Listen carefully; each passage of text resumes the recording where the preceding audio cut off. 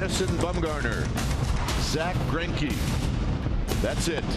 That's the headline on the marquee. That's all you need to know about tonight. Two of the best arms in the game are squaring off, so just sit back on your couch and enjoy.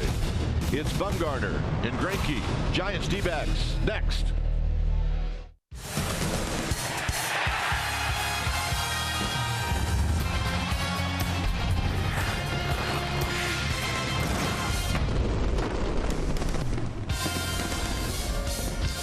Wednesday night baseball here at AT&T Park as our fans filing in as we get ready for Game 3 of this 4-game series, Diamondbacks and Giants. Hi again, everybody. I'm Dwayne Kuiper. Alongside me is Mike Krukow. Well, the Giants are looking for a win in this series. They thought they had one on Monday night. Well, now you got Zach Greinke, but on the other hand, the Giants have Madison Bumgarner. This is one of those good old-fashioned pitching duels. Well, and you don't want to bet against Madison Bumgarner. I guess over in Arizona they're saying you don't want to bet against Zach Greinke. Zach Greinke's never lost a game to the San Francisco Giants. Well, you think about the last week, the Giants, they're 1-6. They haven't played great defense. They're kind of cold with the bats. The starting staff has sputtered. The bullpen's had a few problems. What better way to get on track than to win a game against a guy you've never beaten? Perfect opportunity. Give the ball to Bum and see what happens. And who knows, Bum's, he's going to swing the bat as well. All right, should be fun here at the corner of 3rd and King. Stay tuned. We'll take you to our CSN Bay Area studios for an update, and we'll do that right after this.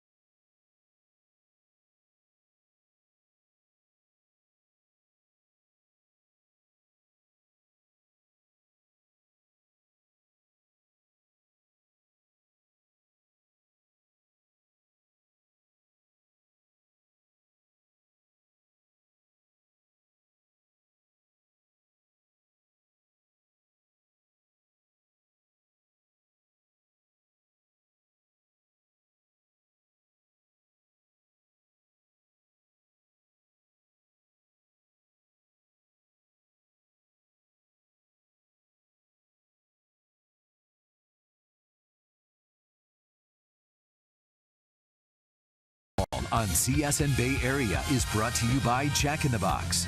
Taste the Baconlicious Sourdough Bacon Ranch Combo only at Jack in the Box.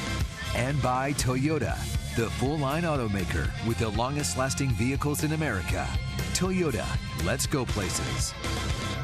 Your San Francisco Giants have dropped 3 in a row. I am stating the obvious. They need a win tonight to stop the skid. Much cooler here at AT&T Park tonight, but the Giants hoping that those bats are going to heat up, and it will be a pitching duel for sure with Bumgarner going up against Greinke. Welcome back to the broadcast. I'm Amy Gutierrez. Sometimes the best way to get back on track in this very difficult game is to take a break from the game, and that's exactly what the Giants, Larry Baer, and Buster and Kristen Posey did earlier this afternoon when they held a press conference to announce that the Poseys will be helping to raise money for pediatric cancer research. It is our healthy dose of goodness tonight, and it's brought to you by Eric's Deli Cafe. Here's a look. It's a very important day for the Giants organization, and becomes a very important priority for the Giants organization. And Kristen and Buster came to us several months ago with after I think doing quite a bit of research and making some visits to UCSF and other places and thinking about it, that this was something that they wanted to dedicate themselves to. We've learned that childhood cancer only receives 4% of government funding towards research. And it's just, I mean, it's not acceptable. I think we said we got to do something. I mean, we can't sit here and talk about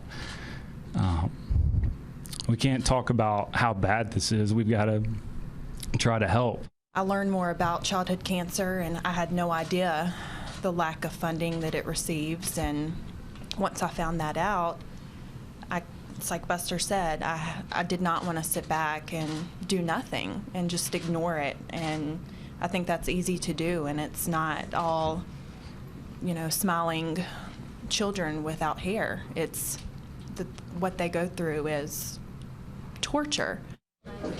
It was a very emotional press conference. This is a cause very close to the Poseys' hearts. Here's how you can help. Right now, this cap is available for sale in the Giants dugout stores. It is appropriately $28, Buster's number, and 28% of the proceeds will go directly to pediatric cancer research. Go get your cap. Buster's going to go to work, sit back, and enjoy a great pitching matchup between Bumgarner and Greinke. Kruk and Kipe will be back after these messages with lineups and first pitch. Stay with us.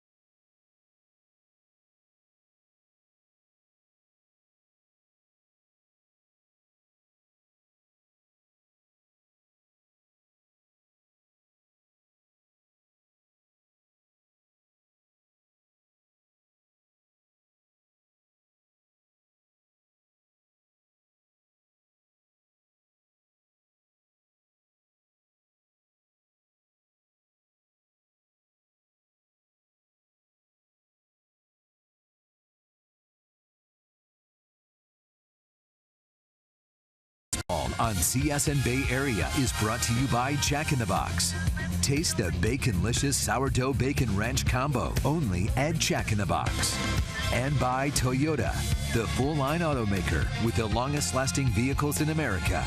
Toyota, let's go places. Your San Francisco Giants have dropped 3 in a row. I am stating the obvious. They need a win tonight to stop the skid.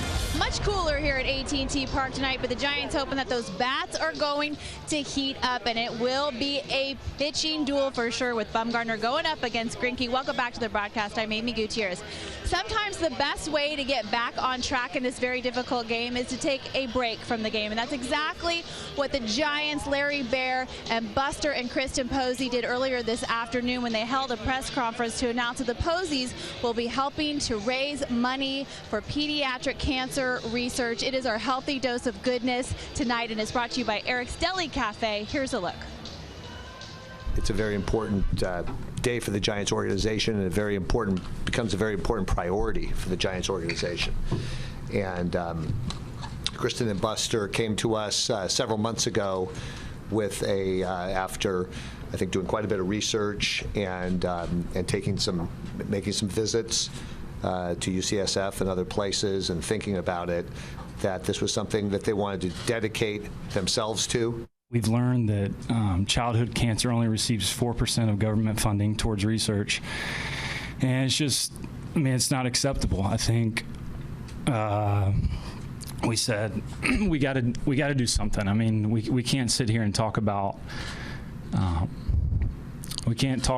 how bad this is. We've got to try to help. I learned more about childhood cancer, and I had no idea the lack of funding that it receives. And once I found that out, it's like Buster said, I did not want to sit back and do nothing and just ignore it. And I think that's easy to do, and it's not all, smiling children without hair. It's what they go through is torture. It was a very emotional press conference. This is a cause very close to the Posies' hearts.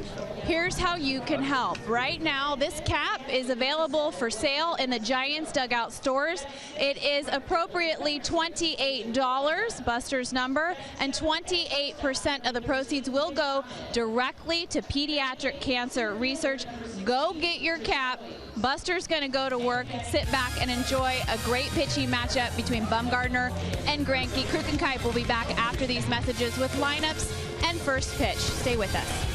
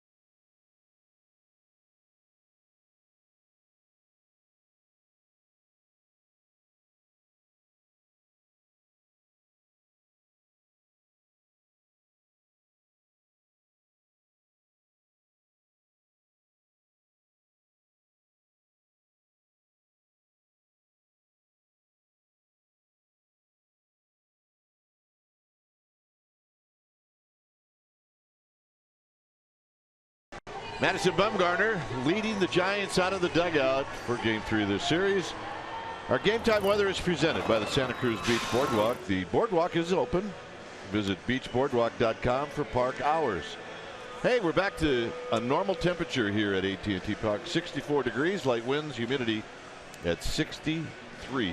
Let's take a look at the Diamondbacks lineup. They've won the first 2 games in this series. It will be Segura, Drury, and then Paul Goldschmidt. You see his numbers against Bumgarner, followed by Tomas Castillo and David Peralta. Nick Ahmed will hit 7th, and it's Owings and Zach Greinke. On the hill tonight for the Giants will be Madison Bumgarner, the ace of the staff. Bumgarner's 6'5", 250 pounds. He's 26 years old, a 6-year veteran at the big league level. And when you take your at-bats against Bumgarner, you're going to see a low 90s fastball with a cut from the low 3/4 release. Not an easy pickup because of the big upper body turn. He'll also throw a curveball, slider, and a changeup. Lifetime against this Arizona team, 8-6, but with a 2.54 ERA. He's always pitched well against Arizona. Hasn't always had great run support, but he always seems to go to another level against the Diamondbacks. Let's take a look at the defense playing behind Bumgarner tonight, starting in the Giants outfield from left to right. It'll be Pagan, Span, and Blanco. Hunter Pence getting a night off. Crawford and Duffy will play on the left side of the infield. Panic and Bell will be on the right side. Buster Posey, he'll be in the squad, putting down the signs as he always does for Madison Bumgarner. So here's Bumgarner, and the first pitch of the ball game is on its way, and it's a call strike. So we get started right on time at 7:15.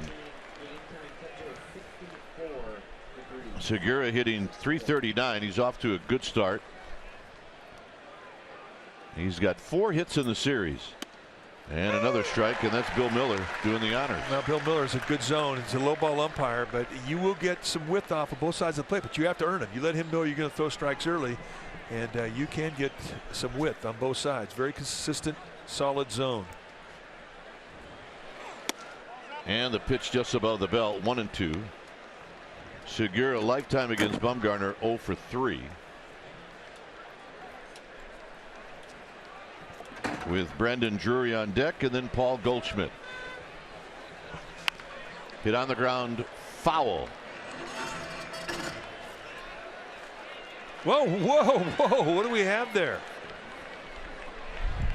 Dino Mancinelli, our ball dude on the third base side, almost made a nice play. Yep. The guy last night would have made that play. And it ended up in the right spot. That's the most important thing. Got him. Took out the outside corner with a backdoor breaking ball. Right now, let's take a look at our ball dude, Dino Mancinelli. It's our Exmo brought to you by your local Toyota dealer. Behind the back. Think he's psyched up?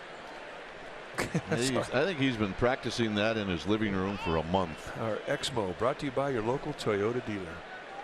Yeah, baby Dino. Here's Brandon Drury. Drury hitting .219, a home run. He's got 4 driven in. Went 0 for 3 in the game on Monday. And did not get into the game last night as the pitch is low. It's 2-0. Both teams are a game under 500.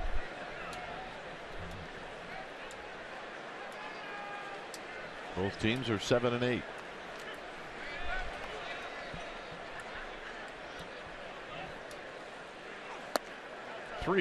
The D-backs have won 3 straight. The Giants have lost 3 straight. Remember, they lost that Sunday game in Los Angeles. And Bumgarner now has to come in. It's 3-0. And he misses outside. All right, time now for our Nissan keys to the game. Number 1, clean baseball, good defensive game, and you have to be able to play situational baseball against Zach Greinke. And number 2, money hit. You get opportunity. The ability to drive in a run when a runner is in score position will be paramount in this ball game tonight. Those are our Nissan keys to the game.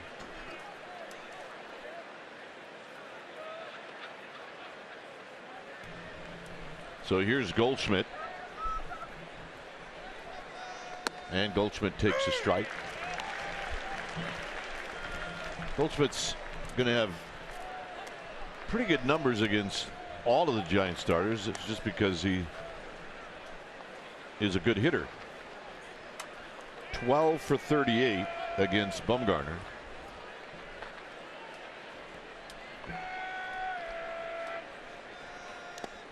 Buster Posey knocks it down, and he keeps Drury from moving on down 90 feet. So a nice play. You can block it, keep it in front of you. Normally that'll freeze the runner at first or second.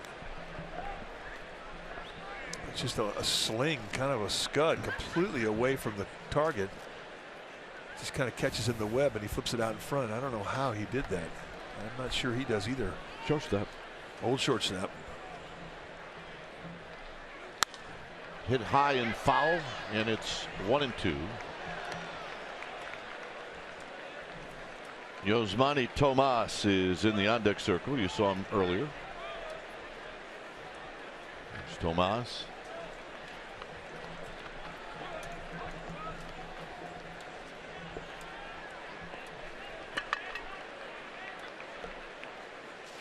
In the dirt.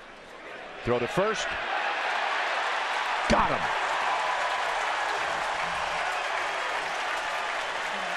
Drury got a little frisky, and Buster Posey picked him off.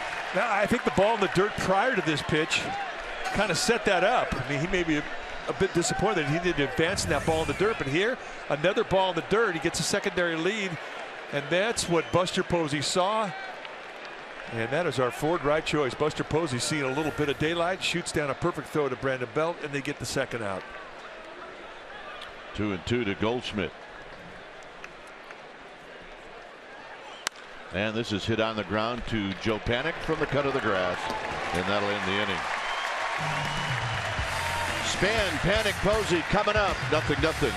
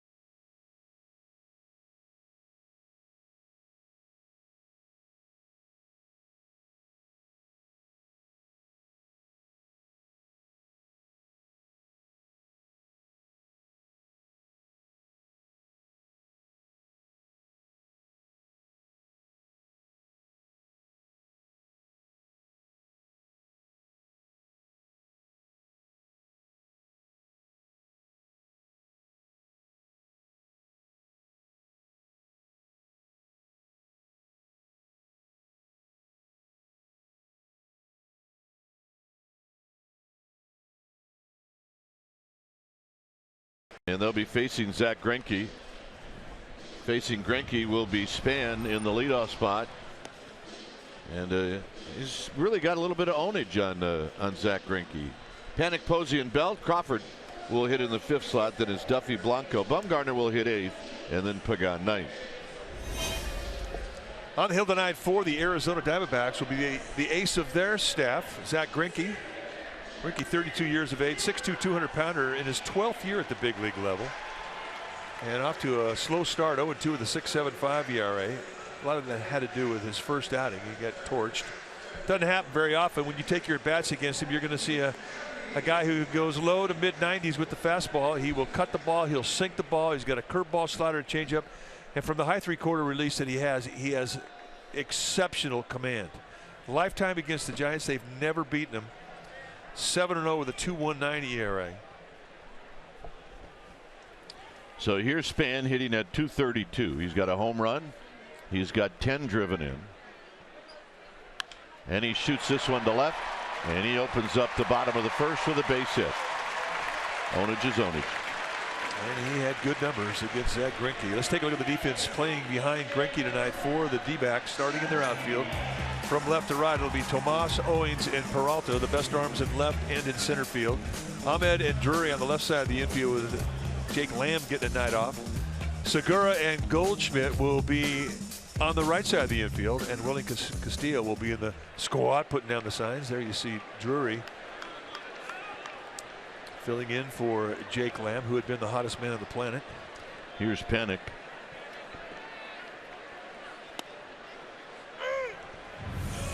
Drury had a nice little face plant going back to first base, and he kind of kisses the turf there, which explains the mud streaks on his jersey.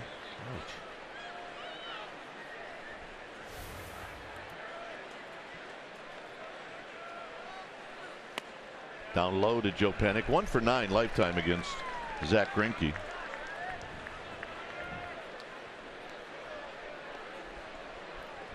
Panic on Monday went 1 for 6.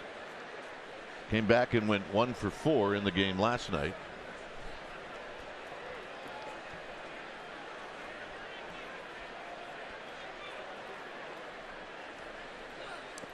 Down low, blocked by Castillo. 2 balls and 1 strike. Buster Posey to follow. Beautiful night tonight. Nice and calm. Temperature very comfortable.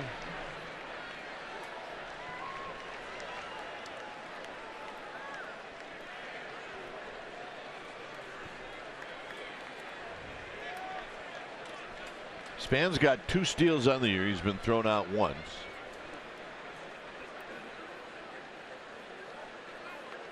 And a little bit of a late break back, but not a problem.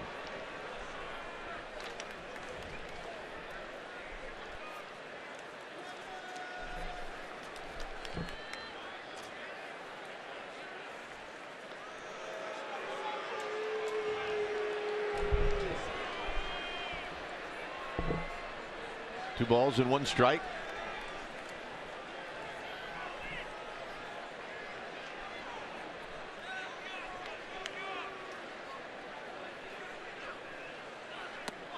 Three and 1.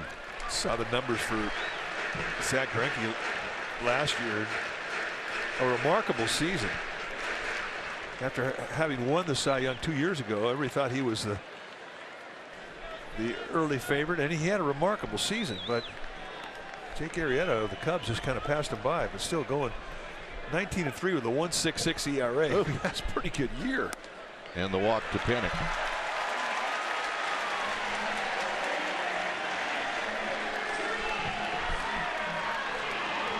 So here's Buster Posey.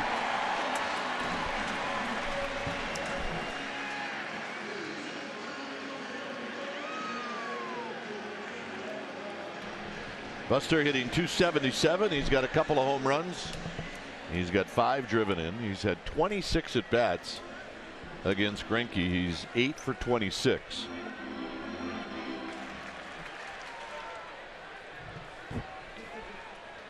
Brandon Belt on deck. We're in the bottom of the first inning. Happy birthday, Brandon Belt on deck. 28 years old. And right down the pipe for a strike. It's 0-1.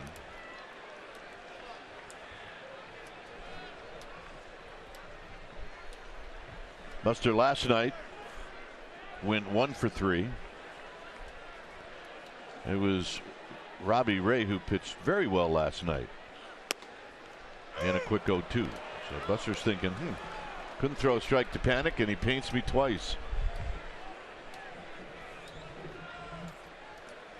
Well, I mean, you have to be able to paint if you're going to go a whole season and have an ERA of 1.66 like he had last year. Giants have not had much luck scoring in the first inning. Pulled foul right into the Giants dugout.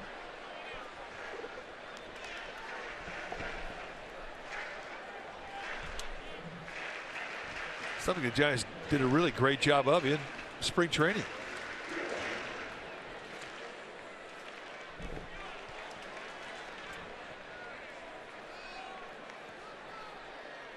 Span and Panic aboard here in the first. And Span will dive back in on the fake pickoff attempt.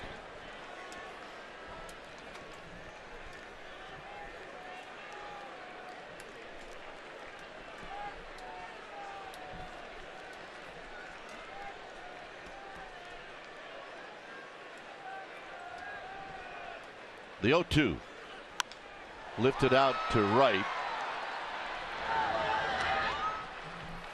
So Peralta puts it away. 1 out, and here's Belt.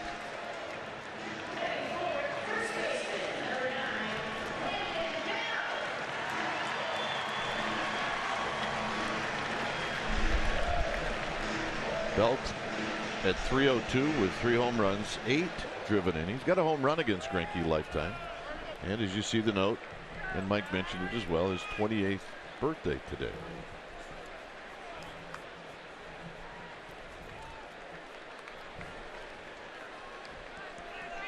Ballpark tonight just a normal carry that you would see here day in and day out at AT&T. Not a lot of carry to right field. It's mainly the center field.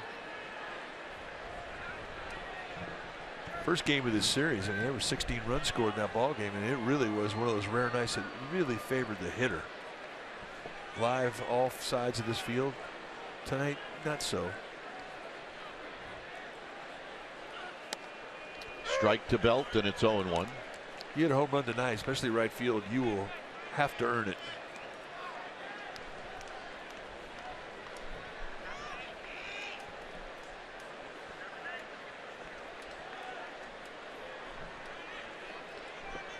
Brandon Crawford's on deck.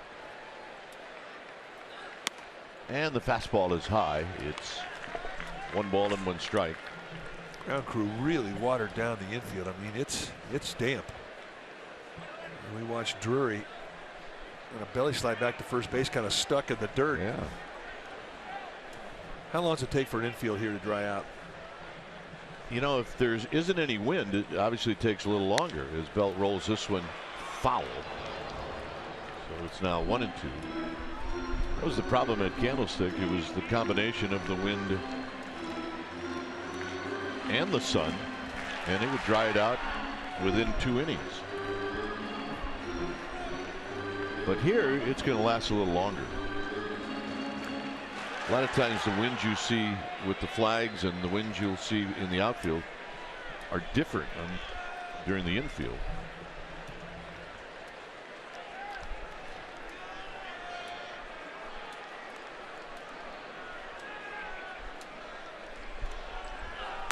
Got him.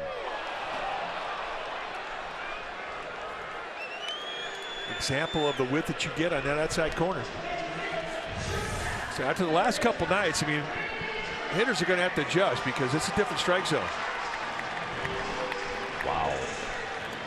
They're a very tight strike zone in the first 2 games of the series, and tonight you're going to see a strike zone that's got some corners to it. And those are things you find out in your first at bat. It definitely will get talked about in both dugouts. Here's Crawford. Crawford hitting .234.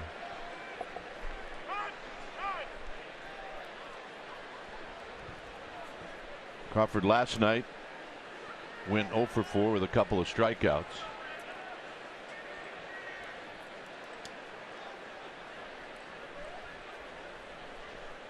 Good look at Matt Duffy in the on-deck circle.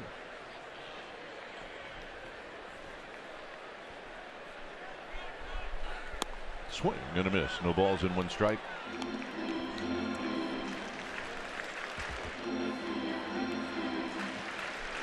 The vertical pitch location. Keep the ball up above the strike zone. He hits .231. Down below the strike zone, 0 for 16. You make mistakes out the middle, he will wear you out.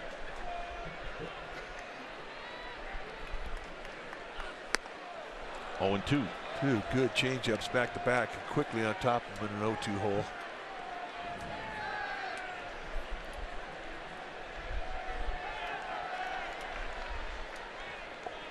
He's cut quality everything. Every pitch he has is good, and every pitch he has, he could paint you both sides of the plate with.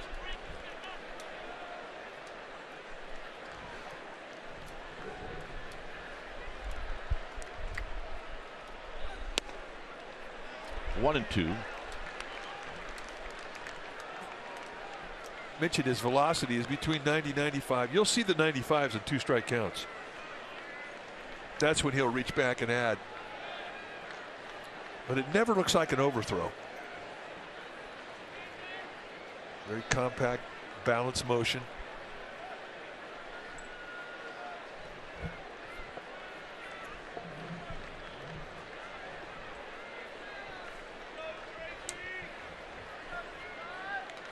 One and 2. Got him, and that'll end the inning. Giants get a pair on. They strand a pair. It's 0-0.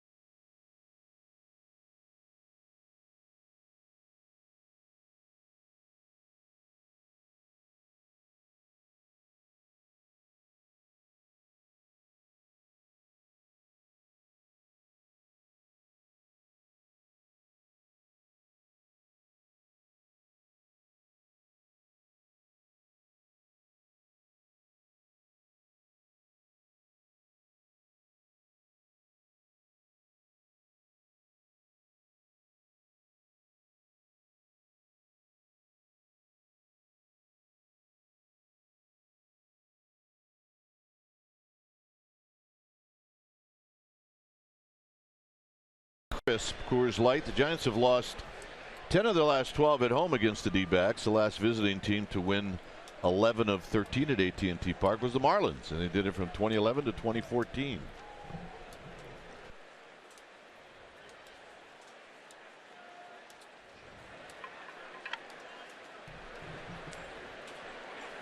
Swing and a miss. Yasmani Tomas. 295 with a couple of home runs, 8 driven in.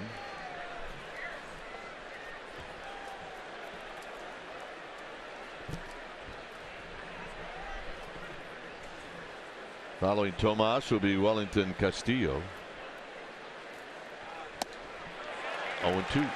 Elevate right across the letters with 90-mile-an-hour fastball. You look at the velocity and you think, well, gee, that's not that much velocity compared to other type of pitchers. But deception has everything to do with Madison Bumgarner. It always has. Low three-quarter, big upper body turn. You don't see the ball early. And his 90 seems a lot faster when you're hitting off it. And he stays up high, and Tomas takes it.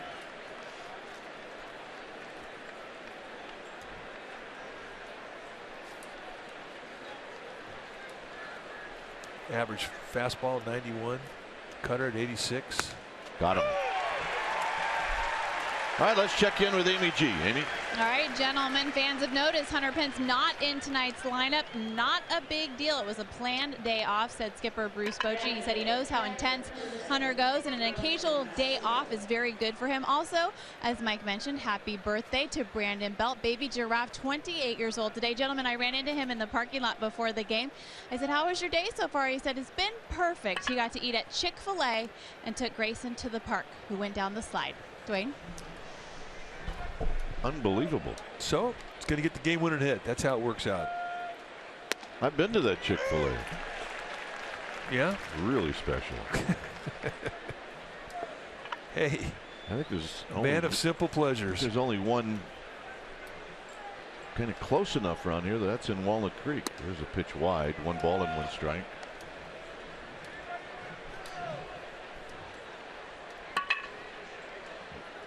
There's been reports that there's a guard for the Warriors that likes to eat there. Swinging a tapper to third. Duffy, a little in-betweener.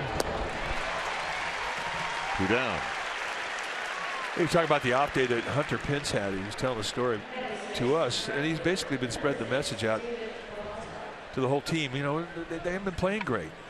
Everything's been kind of off. They haven't hit well in the middle of the lineup. They're starting staff sputtering a bit, bullpen finding themselves. Defense could be better. He said there was a guru that was very famous, and one of his young followers was just having a rough time. Things are going very well. And he came to the guru and he says, well, what am I going to do? Things are bad. And the guru said, this will pass.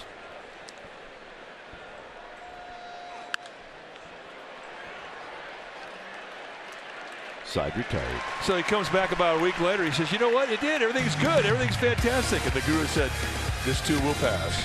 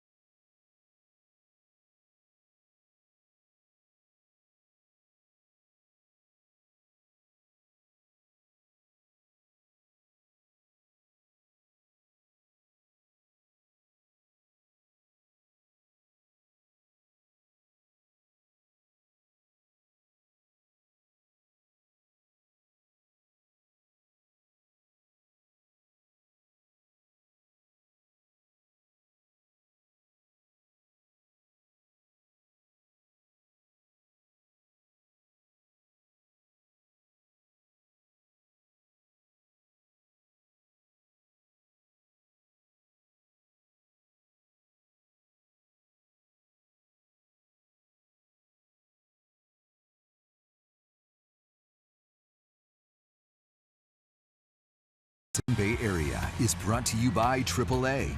Get a free Giants all-season blanket. Restrictions apply. Go to AAA.com/Giants or to a AAA branch for details. Well, the Marlins are coming to town this weekend, April 22nd through the 24th, and on Saturday, April 23rd, we'll honor Matt Duffy as he's going to get his first big league bobblehead. First 40,000 fans are going to get a bobblehead too, courtesy of PG&E. Go to sfgiants.com/tickets. Duffy on the ground to short. Nick Ahmed will throw him out, so one pitch went out here in the second. And that'll bring up Gregor Blanco.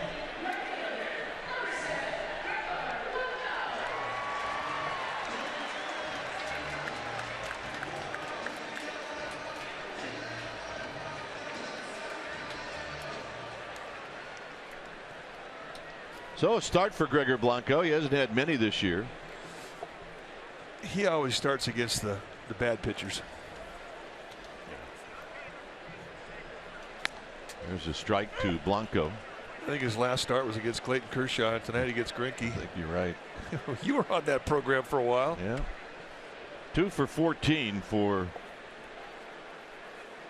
Blanco against Greinke, and he lifts this one down the left field line. It is slicing, however, foul.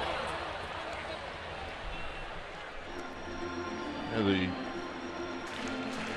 year that Joe Morgan and I were together, Joe left me with a few left-handers to face. Yeah, like who? Carlton, Dravecki, Lawler, Steve Candelaria. John Candelaria. Yeah, that's pretty good stuff right there. That's 4. How'd you do? Oh, I raked him. It's 0-2 to Blanco. Blanco flips one to left, and he's got a hit.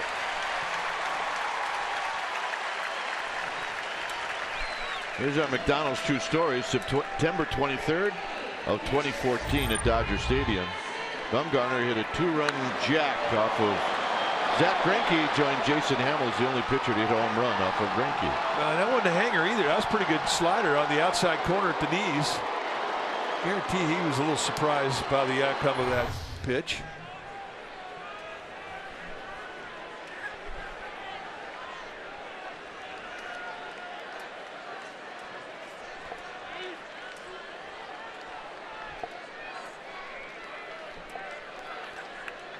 So Bumgarner shows bunt, and it rolls foul.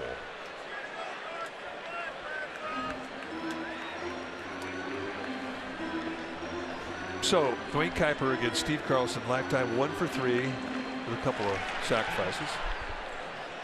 Yeah, it must have been when Davey was managing, huh? Bunt him over, Copper. Copper. Good time for you to lay down a bunt. Copper, go bunt him over. Crew cow, where's Copper? And we missed Jim Davenport, who we lost earlier this year.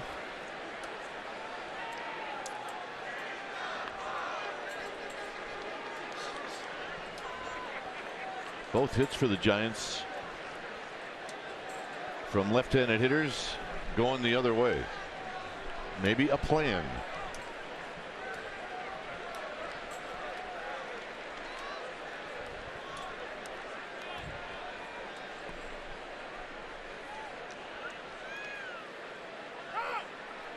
Bumgarner asked for time.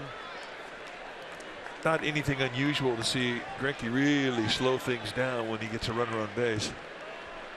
Not only a pretty quick pace until he gets to the stretch. Cheers. Yeah.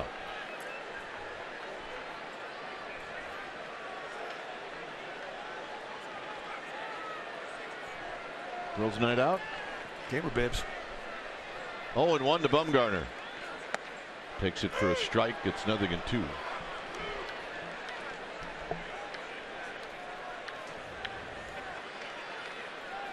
Oh yeah. There's a celebration. Great seats. That's enough to celebrate.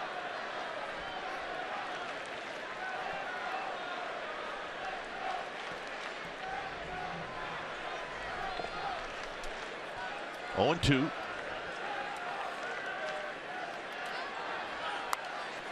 And Bumgarner bunts it foul. So that'll be a strikeout.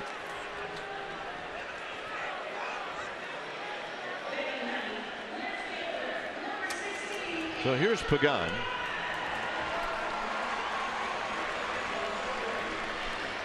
Well, it's been unusual to see him bunt, especially 3 times in a row. And he is one of the better bunters on the team. All right. You can only think that Bruce Bochy was worried about a double play ball. Now, steal situation here for Blanco.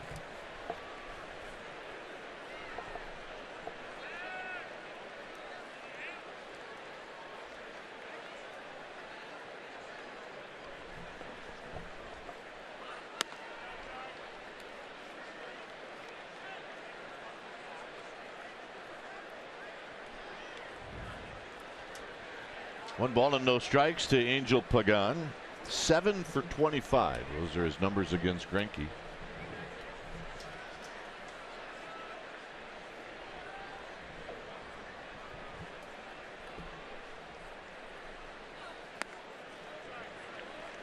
Just working that outside corner. You know he's got some width out there. And he'll throw sinkers that run away from a left-handed hitter on that outside corner. He'll come back with a little cutter that comes back in to a lefty, but he'll stay on that corner. Try and drop a curveball backdoor style. I mean, if he thinks he's getting a little width on a strike zone, he has 4 ways to go and exploit it. So it looked like Pagan was taking all the way. 2 balls and 1 strike.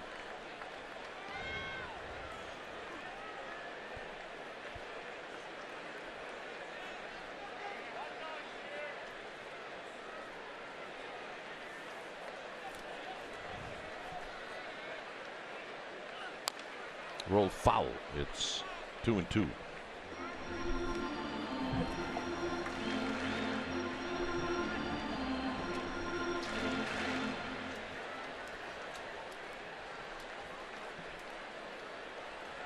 At the time, you get so concerned about all the command that he's got on the outside part of the play. I mean, you get out there and you commit to the outside corner, and that's when he comes inside. I mean, above all, I think he reads hitters as good as anybody in baseball. Blanco goes and a swing and a foul off the backstop.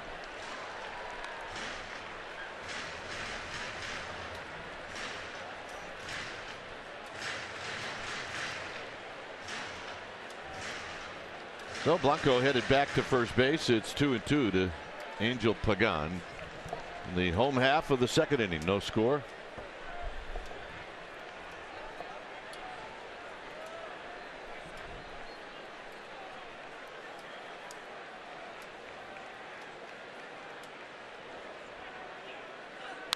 Hit on the ground, right to Goldschmidt, and that'll end the inning. No runs, a hit, 1 left for the Diamondbacks. Nick Ahmed's going to lead things off 0-0.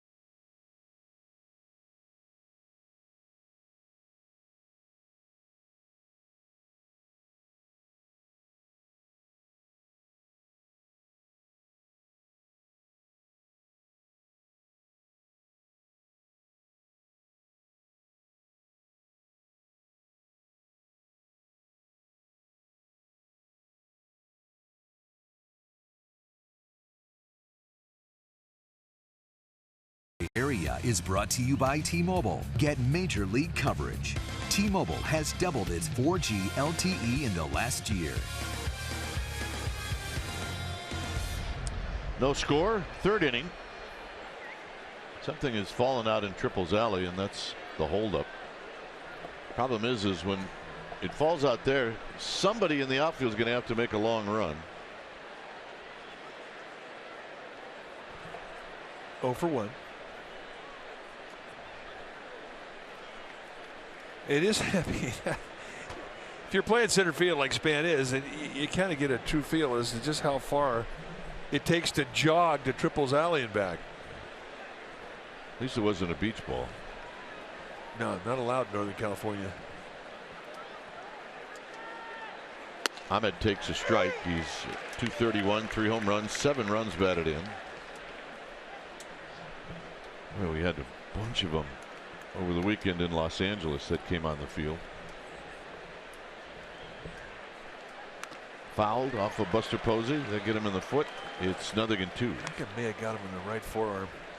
Gave a thumbs up sign to Bumgarner, who was asking how he felt. All right. Right off the tip of the bat of Ahmed. Nope. Inside the leg. Could have been worse.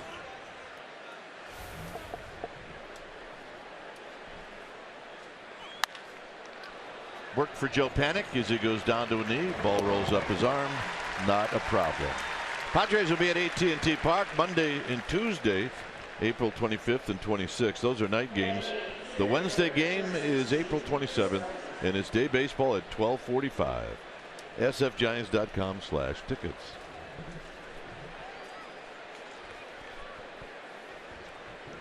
Yep, Gamer Babe, she's keeping score. Had her iPad on. She's plugged into the Wi-Fi here, AT&T. It's like the MLB at Bat app, doesn't it? Yeah. Got her orange shoelaces on. Psyched. 0-2. For Bumgarner, it's kind of gradually happened to where he's gained control of the knee-high location with the fastball. For the longest time in spring training, he was up, high finish, and because of that, he was missing a lot belt high or above. Now when you see him throw a fastball, it's usually because he wants to throw it high. But when he wants to come down around the knees, he's been able to. He knows he's been flirting with good mechanics, but it hasn't absolutely fallen into his grasp to where he can just say, I'm locked in. Got him.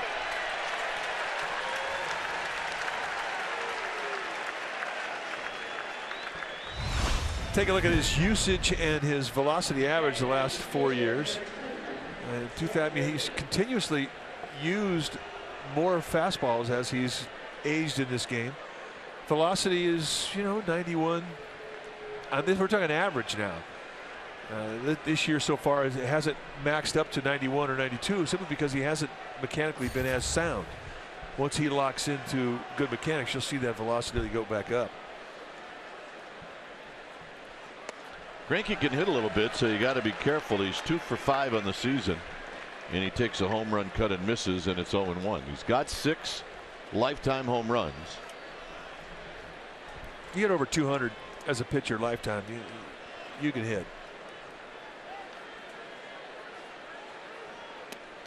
Well, in a lot of ways, he's like Bumgarner. He does everything. He can hit, feels his position. Holds runners on. Good pickoff move. Good bunt. Fair ball. Side retired. Top of the order coming up. It's 0-0.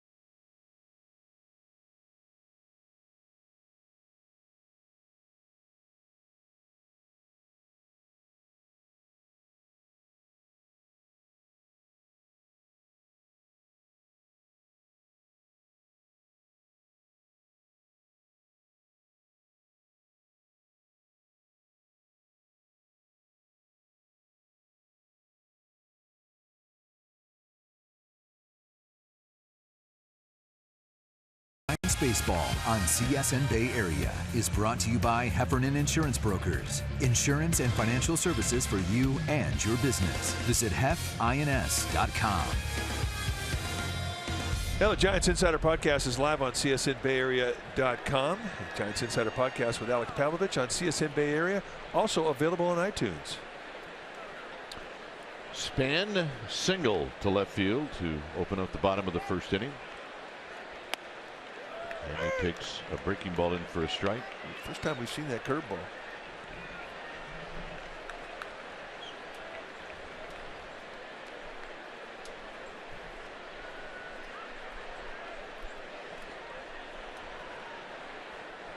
Joe Panic to follow.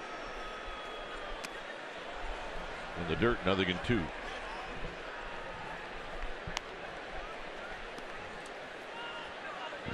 Giants with a couple of hits.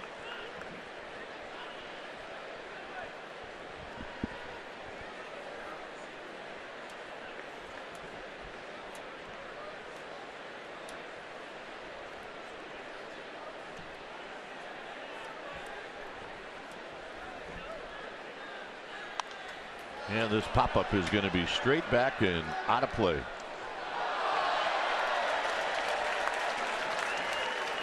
Man making a play. High fives, waves, well wishes. Let's take a look at this play.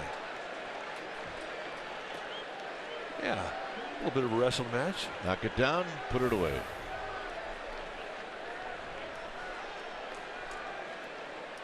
Oh, 2 to Span. In tight.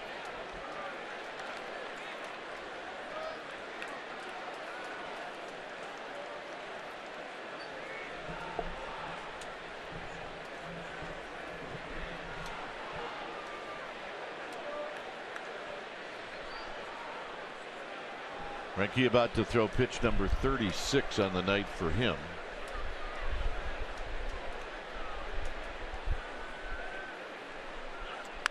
And Span hits this one on the ground to Nick Ahmed. So Span retired, and that'll bring up Joe Panic.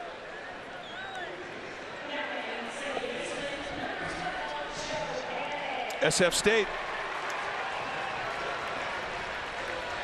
A night to represent. You're a Gator fan, tonight is your night. About half of our crew is from SF State.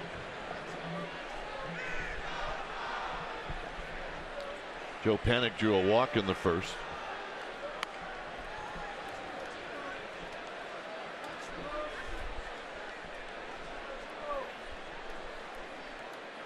You want a career in television. Pretty good place. SF State, that's where you go. Panic got a play. 1 ball and 1 strike.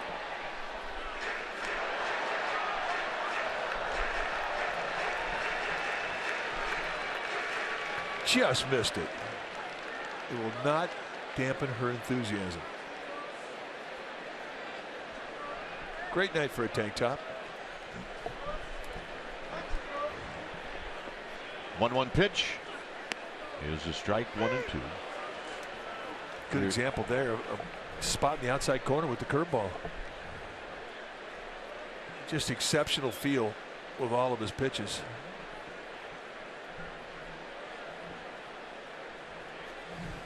Change up. In the dirt, 2-2. You're heading to count 1-2. A guy wants a change up. You're saying to yourself, do not miss up. If you miss down below the strike zone.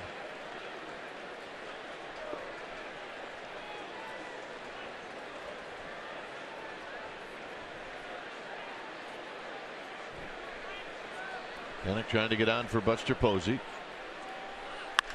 And he will as he wraps this one into left center field. Panic is going to take off. And the throw is way offline. A double for Joe Panic. As soon as that ball found a gap, Panic was thinking double. When he rounded second and he could see the back of Tomas, their left fielder, it was time to go. But you really have to know that, Tomas, if he can set his feet, he's got a cannon. Quick throw way wide of second base. So with one swing of the bat, he puts himself in scoring position for Posey. Buster in the first inning, in a fairly long at bat, ended up hitting a fly ball to right field. Here he offers at the first pitch and fouls it at home plate.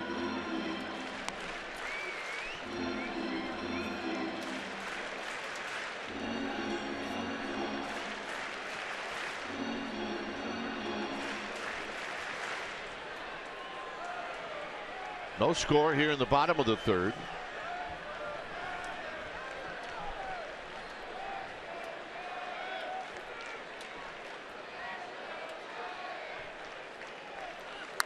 Taps this one slowly to the second baseman Segura, and Posey's thrown out, so it'll be left up to Belt as Panic moves over to third.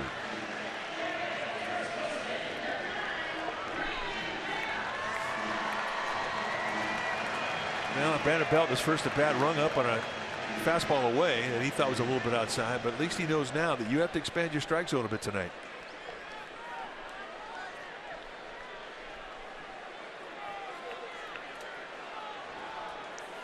So Belt steps up with Panic at third. The overshift is on for Belt. And he takes a strike, and it's 0-1. Oh, that curveball's been a nice pitch for Greinke to take out strike one. Again, he locates it perfectly outside corner at the knees.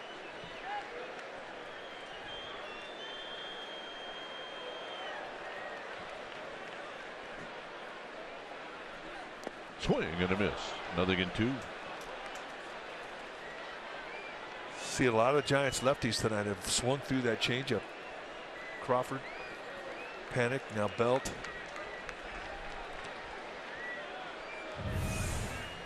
Span, circle changeup, just gets up there and dive. But it's not, you know, a prototypical changeup. I mean, he's throwing at 88. It's a high velocity changeup. It is.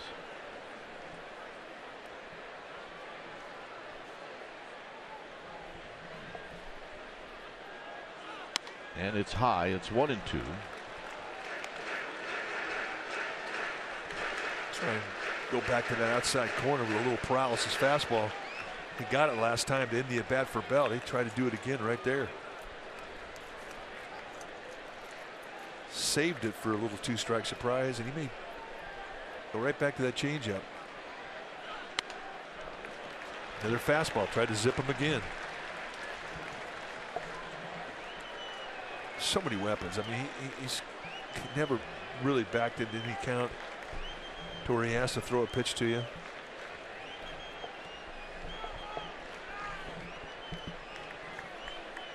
There's the changeup that Castillo wants. 3-2. That's a good take right there, and that was not an easy one.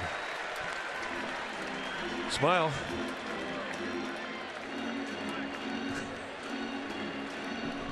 She lost that smile a little too quick. Yeah, what happened there? Was that a fake smile?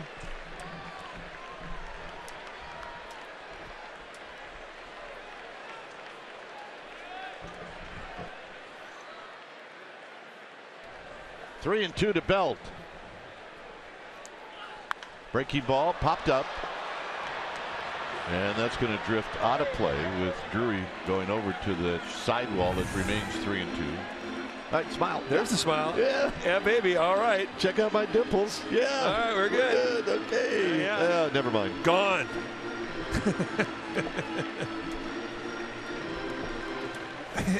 Well.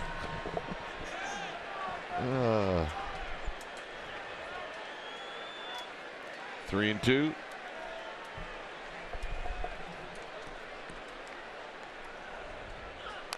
Belt stays alive. Good battle right now. Great battle. I mean, he's not getting any hangers either. He's fighting off some fuzz.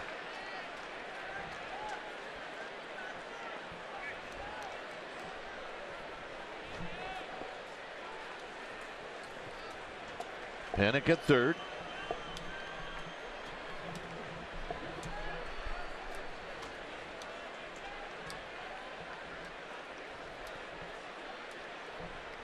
Greinke at the belt. Got him, and that'll end the inning. 93 at the knees. We'll head to the fourth. 0-0.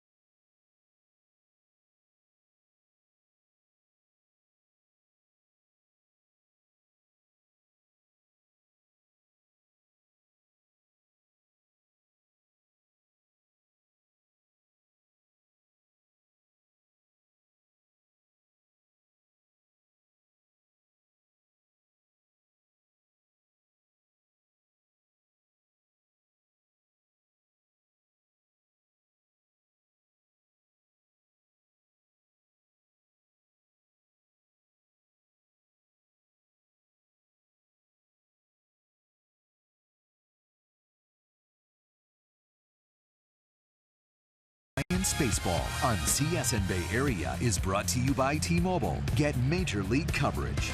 T-Mobile has doubled its 4G LTE in the last year. Here's Schilling to Segura and a breaking ball for a call strike. 0-0. Segura, Drury, and Goldschmidt.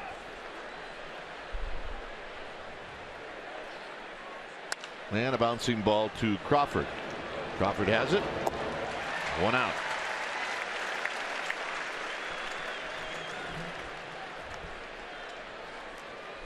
My partner and Bumgarner in their 106th, 186th game, I beg your pardon.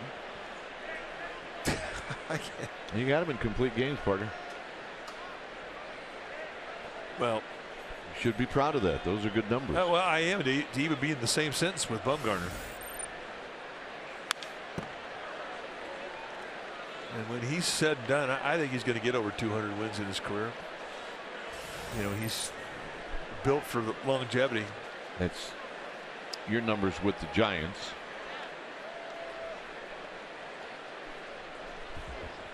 But had this been a different generation, he'd have more complete games than that.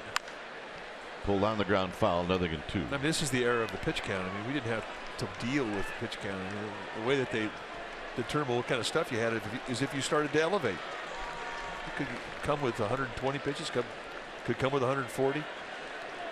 1982, when I was with the Phillies, Steve Carlton won the Cy Young Award, and he'd go over 160 pitches a game a lot. And not only that, but if he threw 160 pitches, 90 of them would be sliders. Yep. But those days are over. But Bumgarner, I mean, I think it's an insult to him physically. I mean, he could throw 150 pitches easy. Got him. Elevate that fastball, and that is on purpose. Really a nice command of that fastball tonight. And it's really the first time this year we've seen him establish the knees and then elevate to finish a guy off. And that's perfection. Strikeout number 4. So here's Goldschmidt. Bounced out to Panic in the first.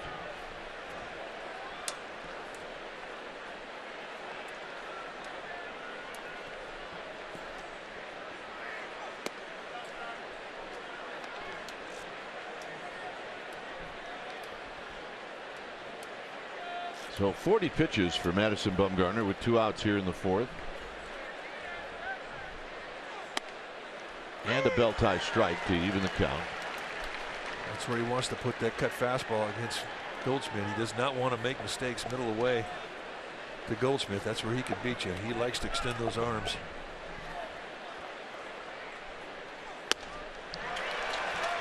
1-2. Cut the outside corner. That's just two great locations. Fastball cut at the belt, then come back and cut the outside corner at the knees.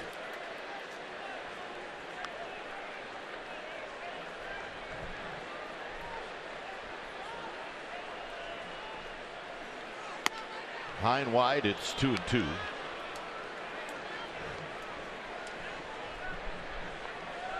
Ballpark is filled in nicely tonight. Well, a matchup of two aces has really kind of gone the way you would expect it to go. And a full count.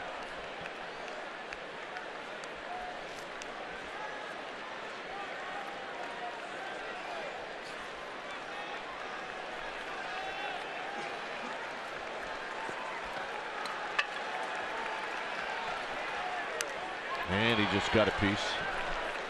So it stays 3-2 to Paul Goldschmidt. Big game tomorrow.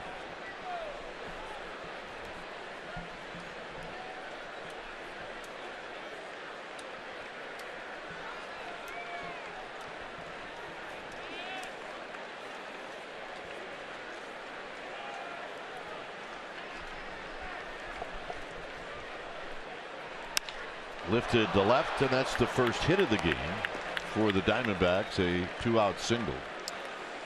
The second time that Bumgarner gets in the stretch, though, he had a walk in the first inning. And that was a 3-2 fastball down. I mean, it wasn't a hanger. Goldschmidt, to his credit, went down there and got it.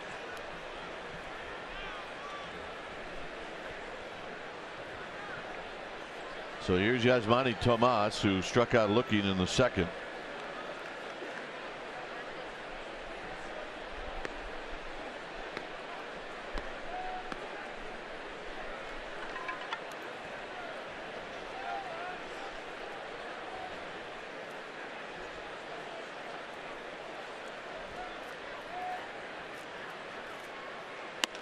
No balls in one strike. Oh, he's gone up there a lot. That's 3 swing throughs with fastballs letter high to Tomas.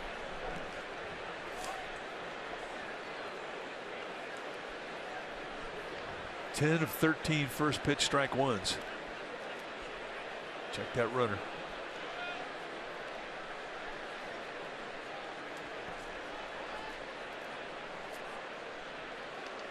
They have to do it with Goldschmidt. I mean, you'll kind of times forget about him, but last year he led this Diamondbacks team in stolen bases. Very good instinctive base runner. Gets great jumps.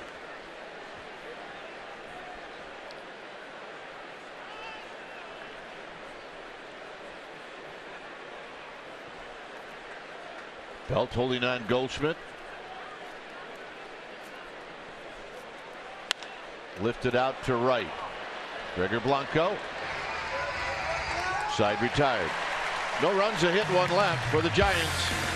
Crawford's going to lead things off. 0-0.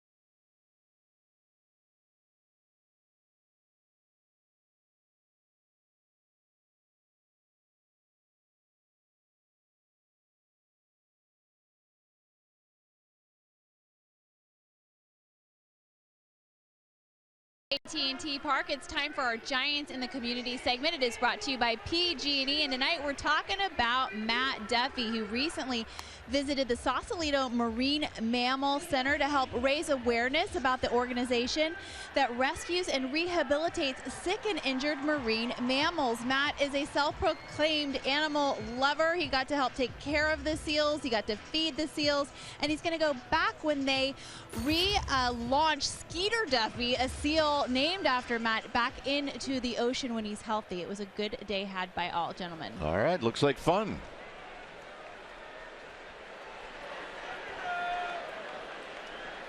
So here's Crawford.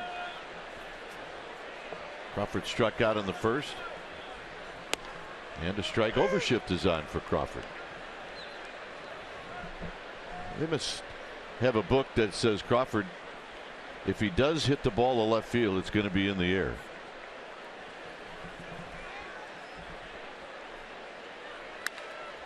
Instead, he hits it right on the ground to Nick Ahmed, the only defender on the left side, one out. Well, there's the defensive book.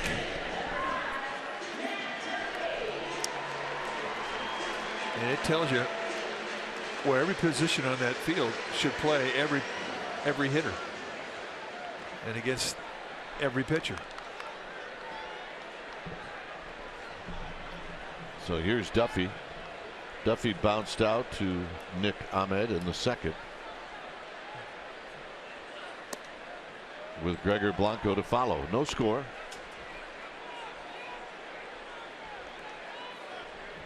This is just about what we figured in this game.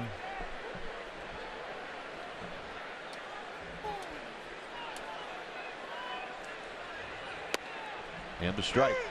Well, it's just amazing the amount of data that they have access to. But now, you know, they're applying it to games, and we're seeing dramatic shifts. Have been for the last several years. That's never going to change. Hitters' tendencies.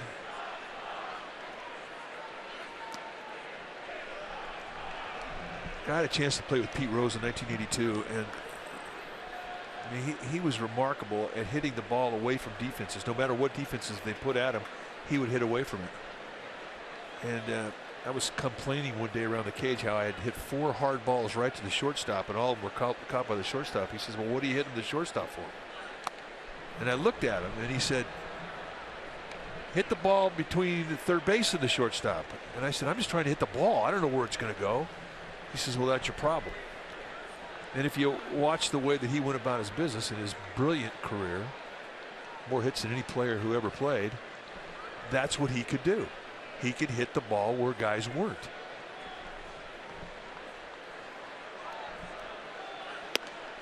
3-2. Well, it also helps if you have the ability that Pete Rose had. I used to think he gets some of the cheapest hits I've ever seen, and then the next game you'd see him hit 4 line drives that were caught. Duffy to right, something behind it. Peralta doesn't see it. It's off the archway number 1. And a double. Every day as he puts his swing back together, he gets another at bat where he sort of passes a test. And this is a big one because this is a high fastball that he stays on top of with his top hand and backspins it with carry the opposite way. We haven't seen him do this in a while, since spring training. And this is the one that'll really start to make him believe that he's getting hot again. Plus you can see the only way you can hit that is if you don't drift. And that head stayed completely still through the swing. Oh, what a great at bat. Took advantage of a mistake. So here's Blanco, who singled in the second.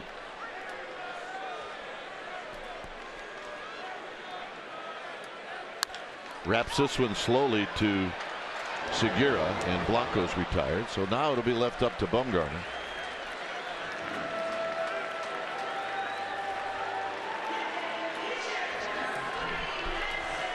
See the direction of outfield hits from Matt Duffy. I mean, he goes more to right field than to left field.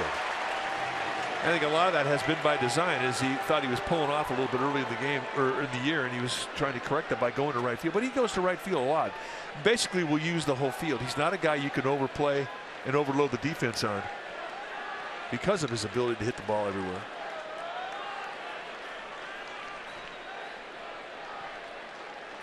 Bumgarner trying to bunt, struck out. Here he takes a strike, and it's 0-1. Greinke will pitch Bumgarner like he's the toughest right-handed hitter he's ever seen.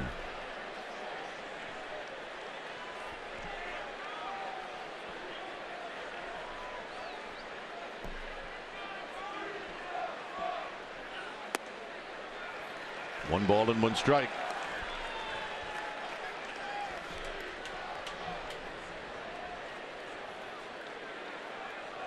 Oh no, Greinke's pretty easy guy to catch.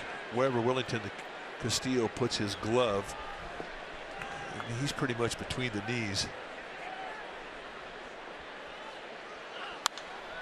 Pop back and out of play. You got a fastball. It's 1-2.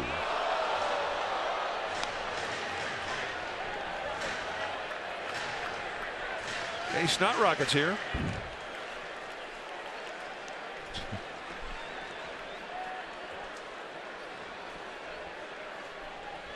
Gamer. It's 1-2 to Bumgarner. You think he has a smile on his face when he gets dressed to come to the yard? I do.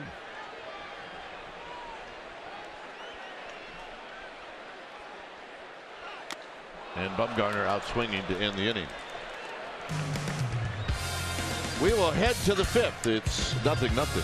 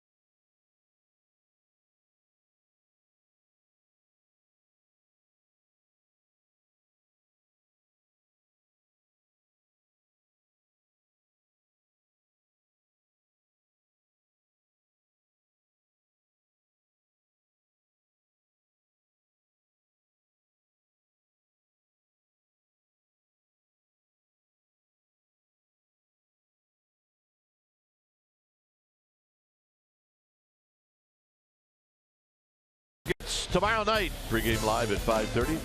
It's an hour-long pregame live, and they'll start that game at 6:30 on CSN Bay Area. The home of the authentic Warriors fan is CSN.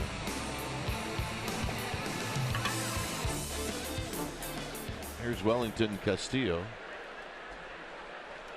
He's a Warrior fan. I would say there's about 41,000 Warrior fans here tonight. Yeah, it's how you could not root for that team. Boy, they've been fun to watch. And we wish them the best. Swing and a miss, 0-2. Good changeup, and we haven't seen him throw many changeups tonight. Yeah, that's the first one he's thrown where he's gotten a swing through.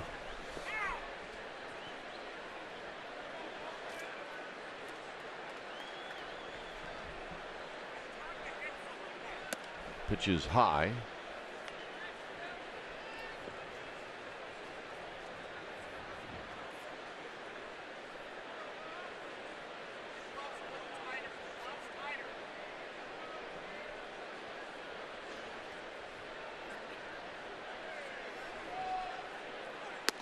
Got him. Outside corner paint.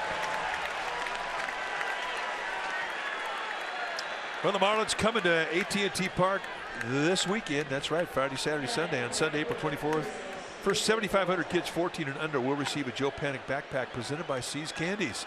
So get your tickets at sfgiants.com/tickets. Oh, that'd be pretty cool. Show up at school with one of those. And I might even take it on the road trip. I'd take it out to the bullpen with me. Absolutely.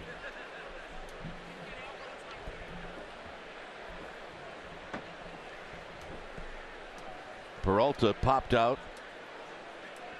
to Duffy in the second. Here he takes wide. 2 balls and no strikes.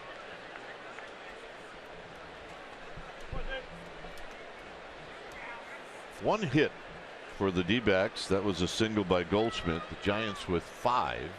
That's a great hat. Foul back. 2 balls and a strike.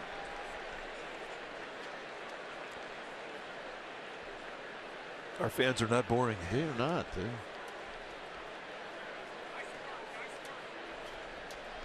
Yep. Just got to remember what aisle you're in.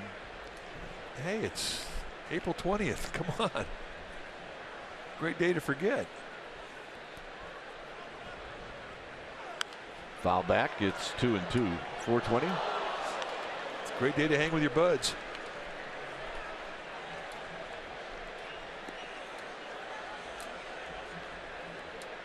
Had it and lost it. Don't feel bad. Been there.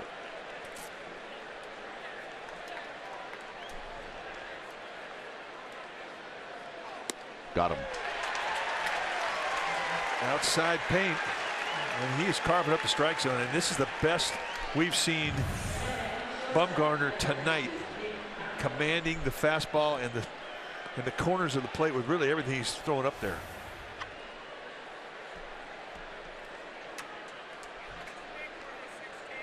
So here's Nick Ahmed.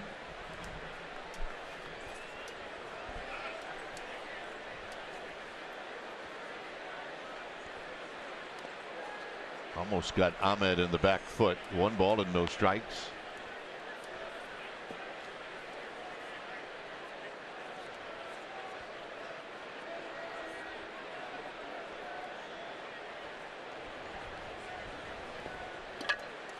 There's a couple of terrific Giants.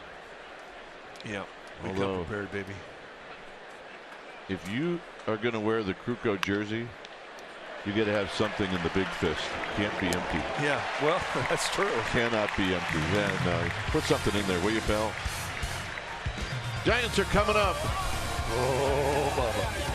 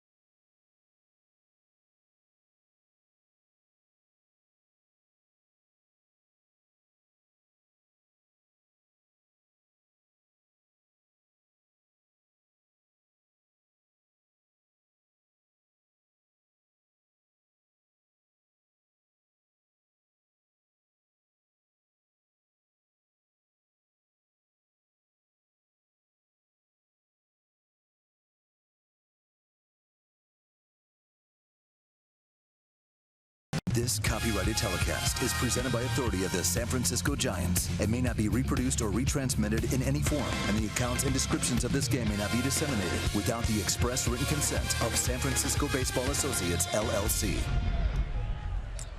No score as we head to the bottom of the 5th inning. It has been a pitching duel between two heavies. Madison Bumgarner, Zach Greinke have come as advertised. D-backs just 1 hit in 5 innings against Bumgarner. 4 hits off of Greinke for the Giants, but nobody has touched home plate.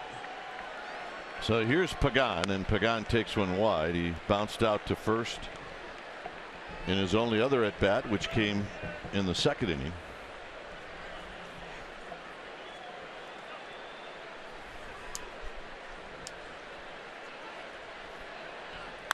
This is driven to right, and coming in and catching it is Peralta. A nice jump. So Pagan retired, and here's Span.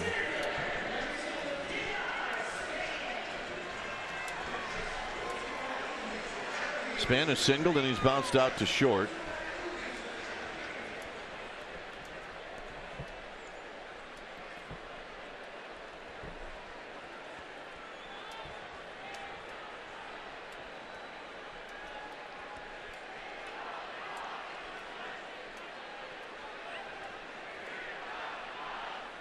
Swing and a foul into the glove of Wellington Castillo, and it's no balls and a strike. Dodgers won in Atlanta tonight. That was a close game. May have even gone extra innings, but the Dodgers won by a final of 5-3. Cincinnati beat the Rockies this afternoon. Inside to Span. Did not miss by much. See more curveballs and changeups, and this may be the time through the lineup where we see Greinke go more to the slider. First one he threw to start this at bat off with Span was a pearl, and he may start using that a little bit more.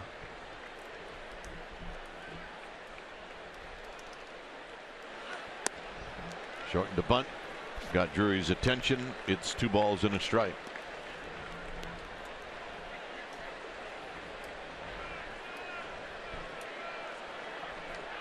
49% fastball, then the changeup's been a real good pitch for him. The slider has kind of been neglected, but that may be about to change.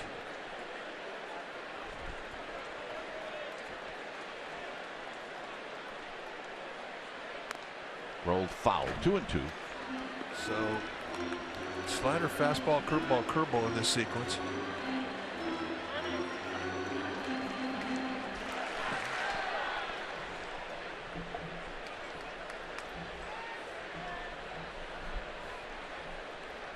Guys will think about sequences of when they're sitting on the bench watching.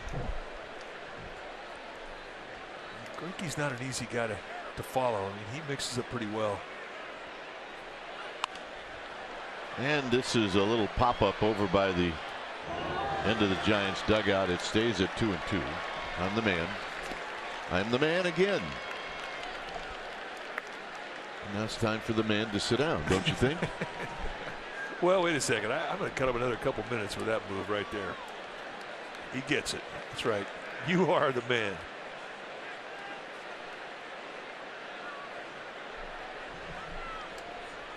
2-2 to Span. Got him. And that is the slider. And that is a good one. And that is strikeout number 6 for Greinke. So here's Panik. Panik is walked and doubled. I'm not so sure that Denard Span thinks that he was out on this.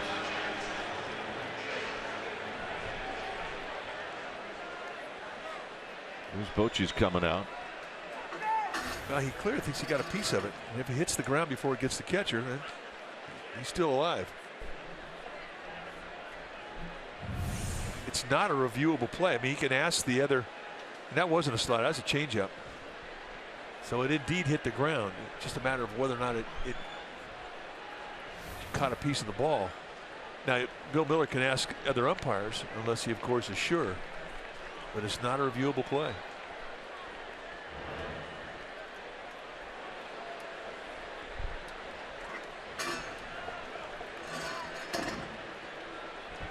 So Panic now trying to get on for Buster Posey with 2 outs.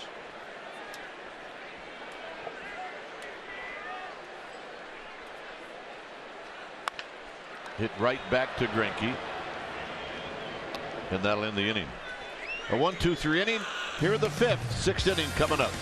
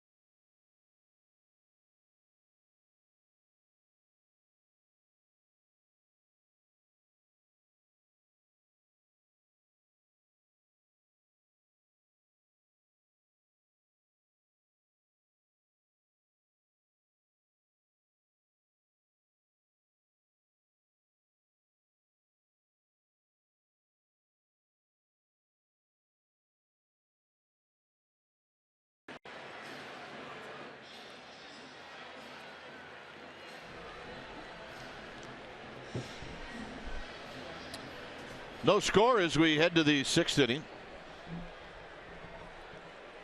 It'll be Chris Owings to lead things off, and then Greinke, followed by Gene Segura. Bumgarner with 59 pitches. As this had hit high and foul and out of play. He walked Brandon Drury in the 1st inning, but that was it. He hasn't walked anybody since then.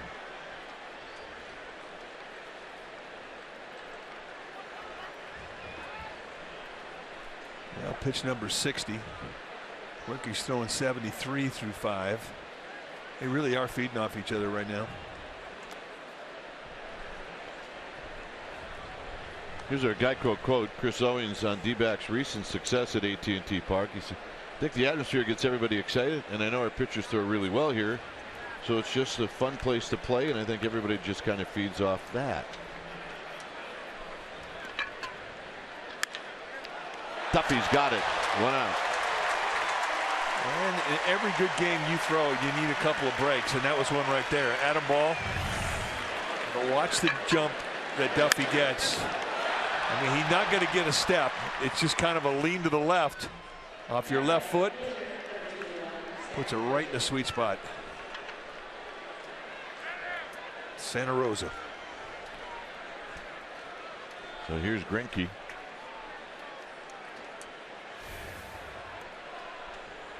Greinke bounced out to Duffy in the 3rd.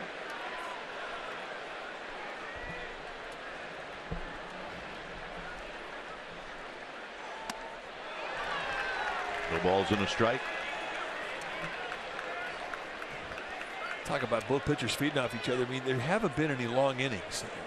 You get to a certain rhythm, you come back on the bench, and don't spend a lot of time there. It's easy to get back up and get back out there off a quick inning. There's been a lot of those in this game.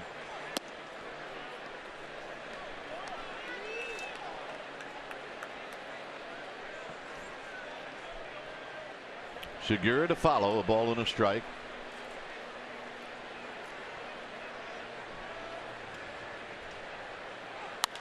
And it's popped out of play. 1-2.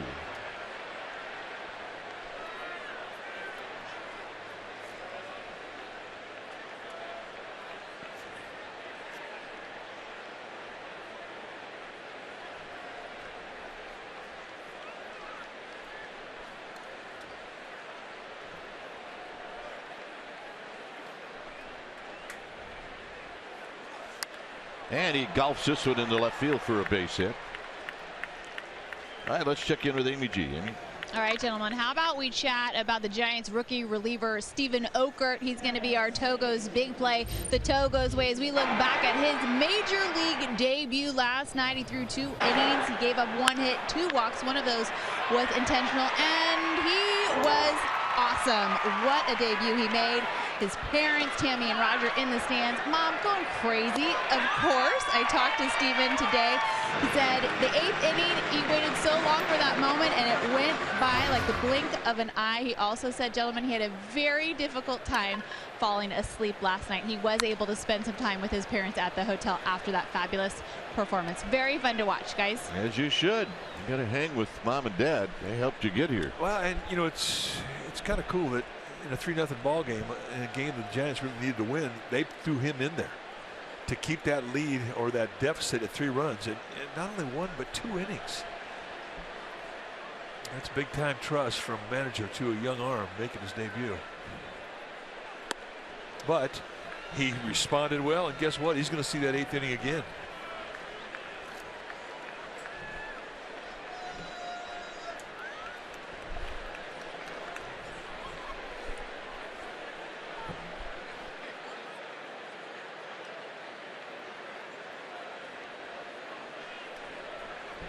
Foul back, 1-2.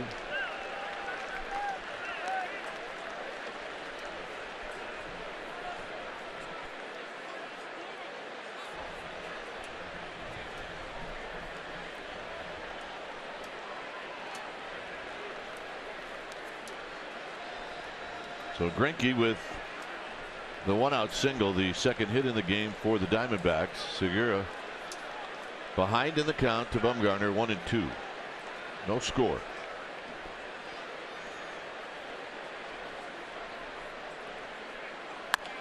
Hit on the ground to third.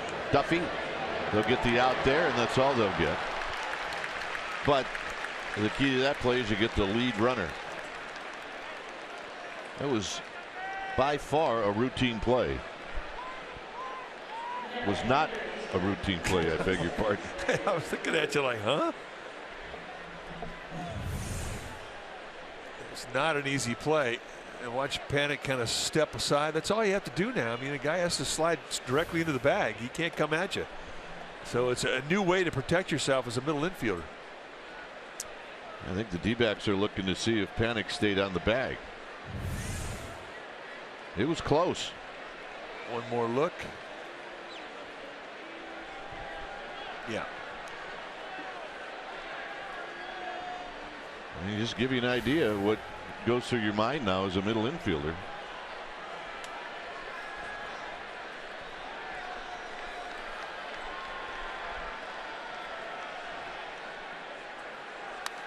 Swinging a healthy rip and a foul back. It's 0-1.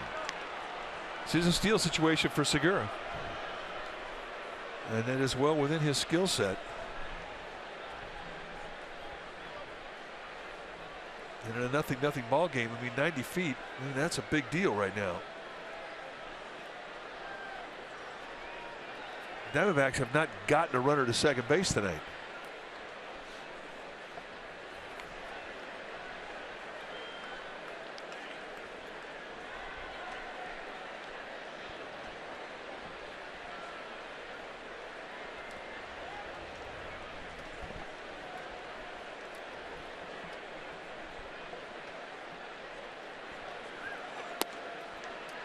A strike.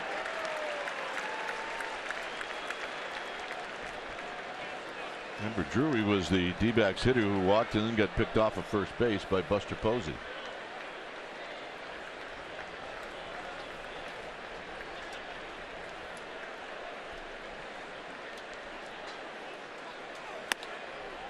Tried to get Drury to chase. 1-2.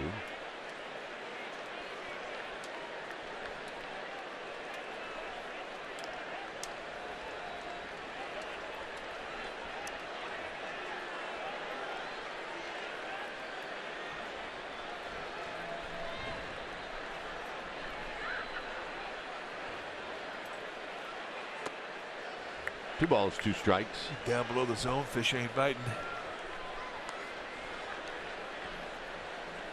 Segura, no sign whatsoever of even coming off a bag with an aggressive bluff at first base, let alone trying to steal one.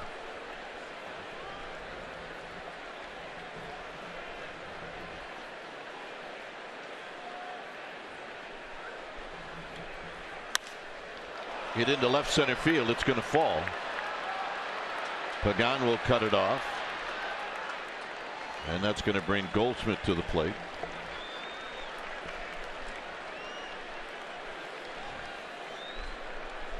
So it gets a little quieter here at AT&T.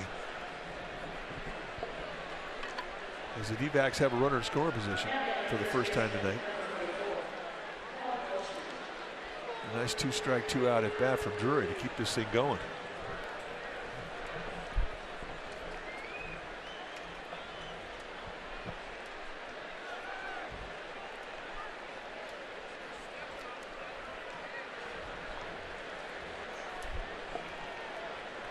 Segura at third, Drury at first. And it's low to Goldschmidt. Bumgarner does have a base to play with. Remember the pitch that Goldschmidt beat him on in his last at bat? It was down below the strike zone, breaking ball. There's a strike. He was not guessing inside. Not looking fastball. And the pitch was kind of away from the strike zone. Suppose he set that target on the outside corner, kind of cut across the plate. But you'll take it if you're Madison Bumgarner. Wound up being a pretty good mistake. And he hasn't made many location mistakes tonight. 1-2. That was perfect.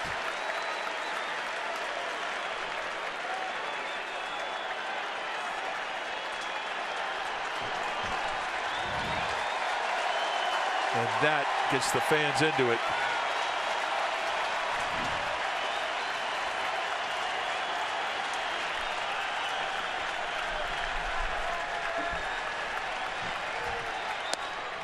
Two and two. Little reach back there, kind of got underneath it. That was the first time he's really had push in a high fastball attempt. Trying to get a little too fast, slide that front shoulder out a bit. Get underneath it.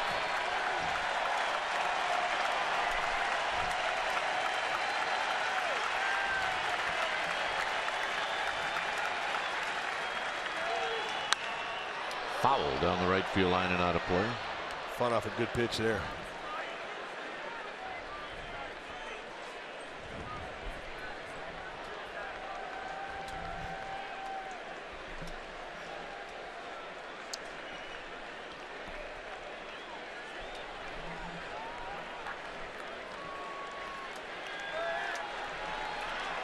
Two balls, two strikes.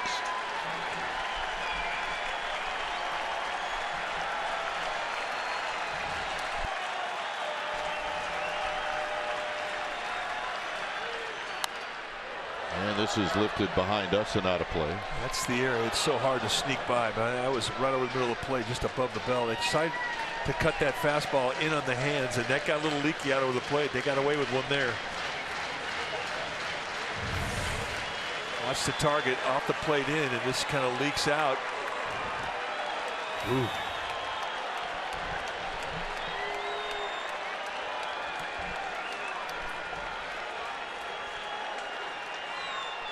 Got him.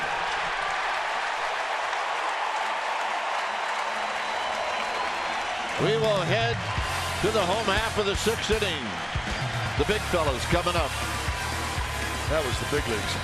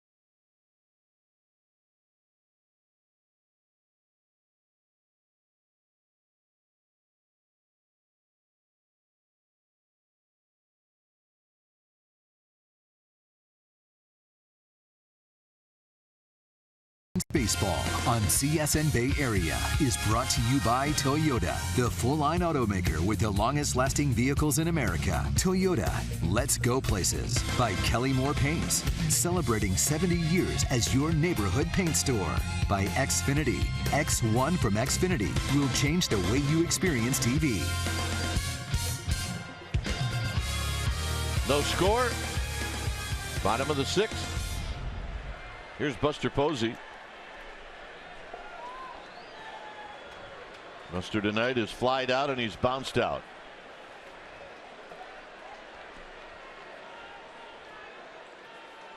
And he takes a strike and it's 0-1. Well, it's pretty amazing, both pitchers and what they've been able to do tonight.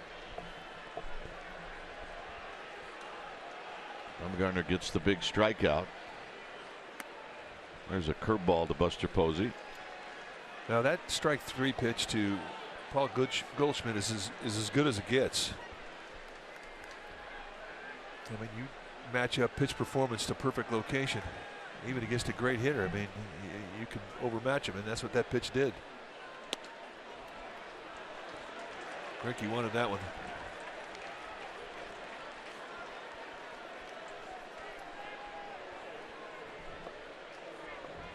You see the line for both pitchers, pretty even.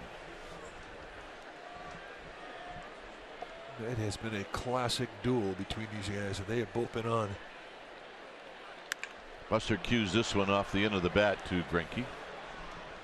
1 out, and here's Belt. Let's take a look at the pitch that ended it for the D-backs. Just an absolute perfect cut fastball just below the knees, and the reaction from Bumgarner. He knew that he answered the moment.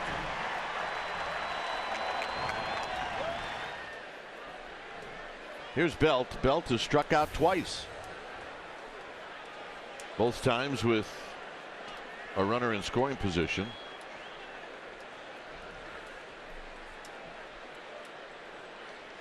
And the overshift, and it's out to Segura as Belt hit it hard. 2 outs. Well, you can watch every out-of-market game live in HD on over 400 supported devices with MLB.TV Premium. Includes a free subscription to At Bat Premium, the #1 app for live baseball. Visit MLB.TV for details. Crab sandwich here is one of the preferred delicacies. They're good.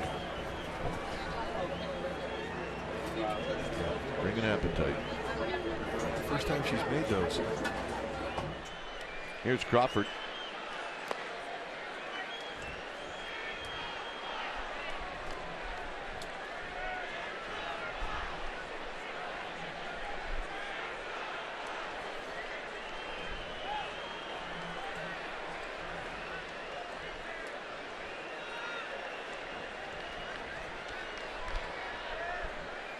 And the 1-0 to Crawford. He rolls this one off his foot. It's 1 ball and 1 strike. Get that fastball in there nice, right up above the hands.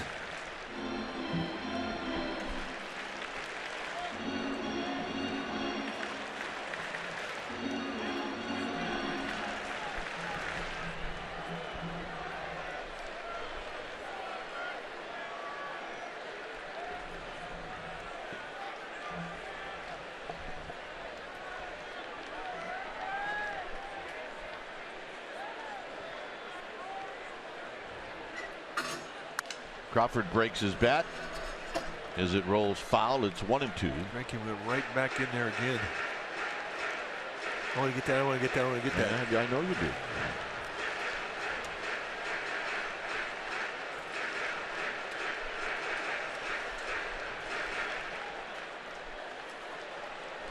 I do too, as a matter of fact.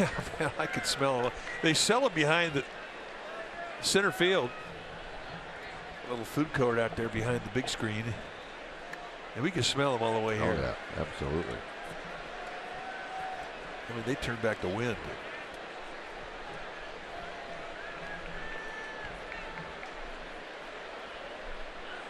Crawford taps it foul, so he got just enough of it to see another pitch. Here's the crazy crab shack. Look at all of those. I'm going to eat in all of those. They look like food trucks all the way down. Yeah, Chowder House, Anchor Grill, Bayside Brews. Yeah, the food here is ridiculous. That's how good it is. 2-2. Greinke got a couple of swing throughs on that changeup earlier with Crawford down below the strike zone. This time he's not getting the bite.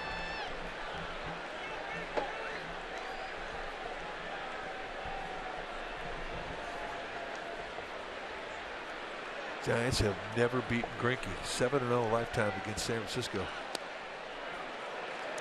Greinke was walking off the mound.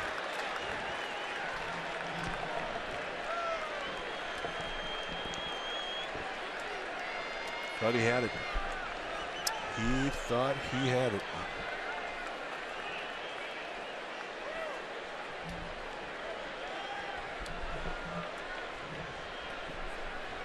And the payoff to Crawford. And Crawford out swinging, and that's going to end the inning. 7 strikeouts for Greinke.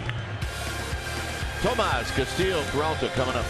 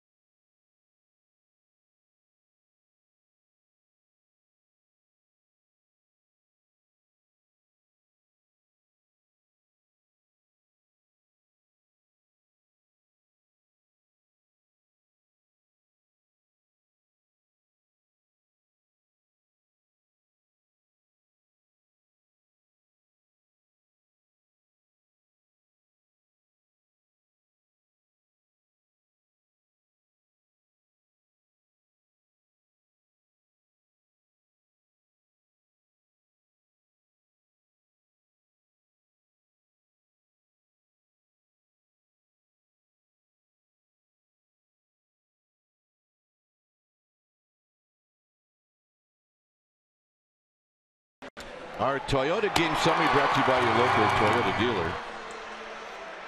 With 2 aces, Greinke and Bumgarner going at it. Both with 7 strikeouts, both in the 80s in pitches, and it's 0-0. So here's Yosmani Tomas.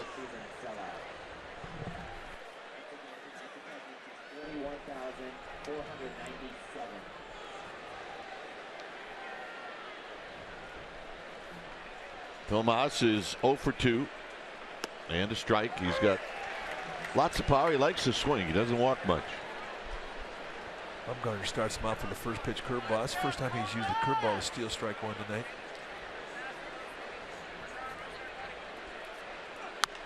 It says high and foul, and that'll drift into the arcade in the first row. It's 0-2.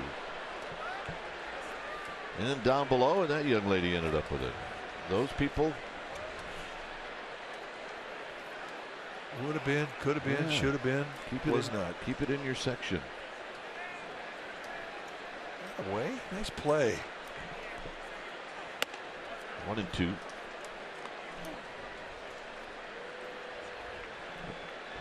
I mean, that fastball up above the letters was by design. He's gone up there above the letters 3 times, and he's had swing throughs from Tomas.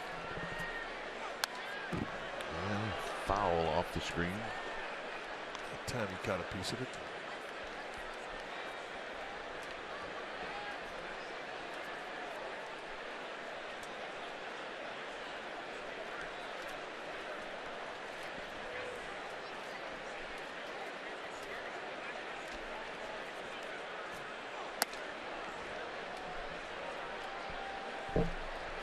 Again, trying to go upstairs with the fastball.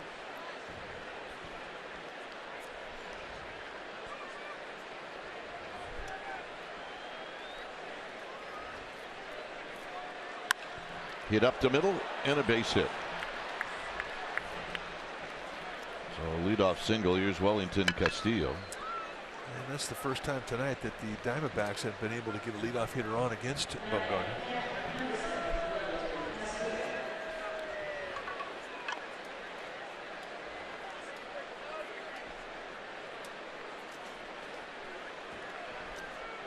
Castillo's bounced out and struck out.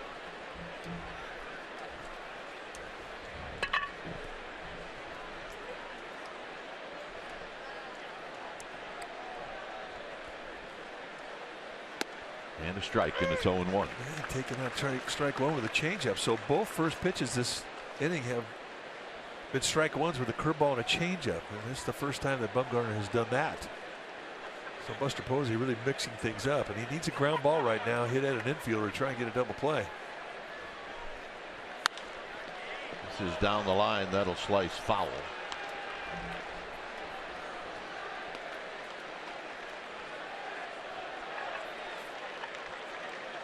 So another young lady with a souvenir.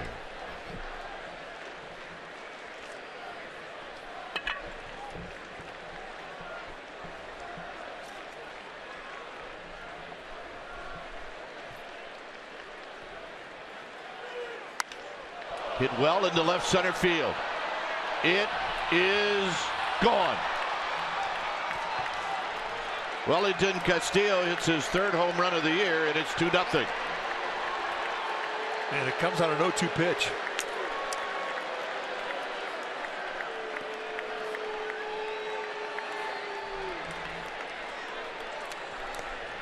So a single and a home run, and the D-backs are on the board first. Four-seam fastball. They tried to get this thing in. You saw the target. It just leaks out over the plate right at the belt. And Castillo gets extended, and in a two-strike count, he knocks it right out of here to left center. This is popped up, and Duffy will put it away. Boy, it's the way it goes when you're a little snake bit as a team. You make one mistake, and a guy jumps on it, and it comes in an 0-2 count.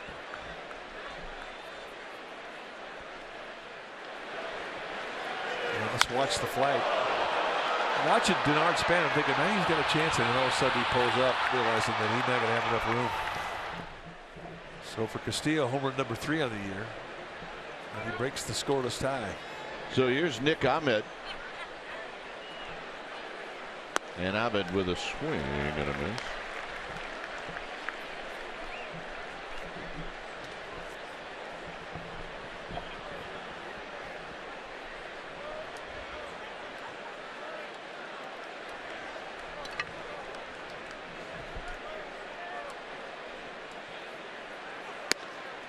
And a quick 0-2.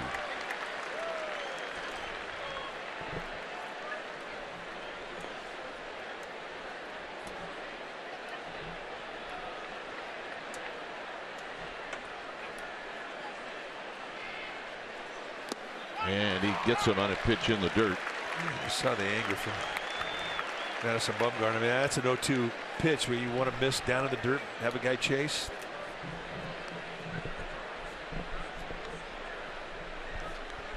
Realizing that the 0-2 mistake that he made to Castillo was not the pitch he wanted to throw, not the location anyway.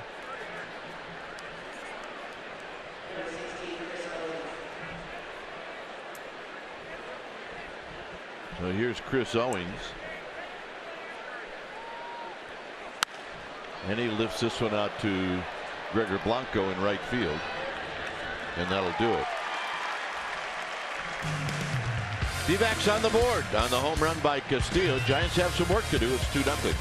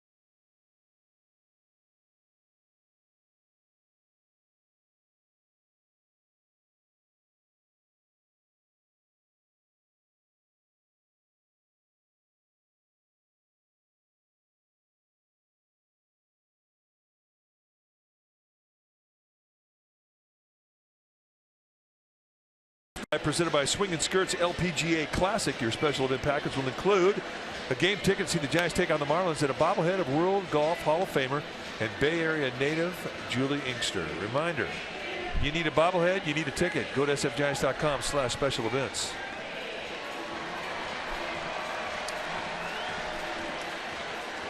So here's Duffy. It'll be Duffy, Blanco, and then the pitcher spot.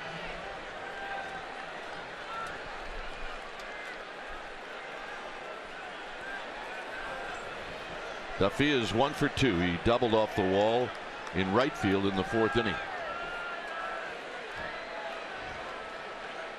And the pitch is low for a ball, 1-0.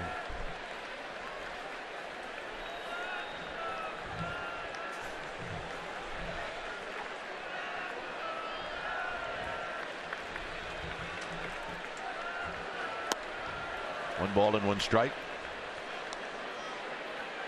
Good hard slide on a 1-0 count. I mean, you're so convinced it's going to be on the outside corner. You're getting after it, and then all of a sudden it just disappears.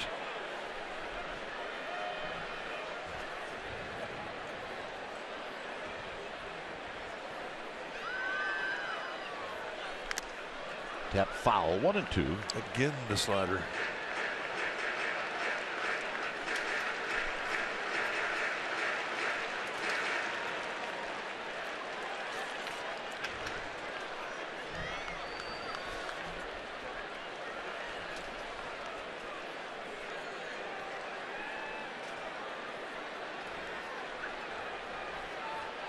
Blanco on deck. It's a 1-2 pitch coming up to Duffy. And Duffy pops this one into shallow right field. Peralta giving chase. He'll get there and make the catch. And that'll bring up Blanco.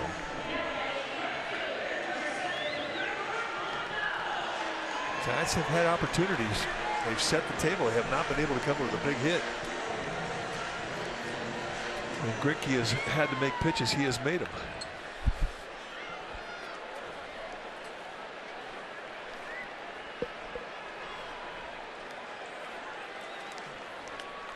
And when you're struggling a bit offensively, I mean, that's the hit that is elusive, the money hit.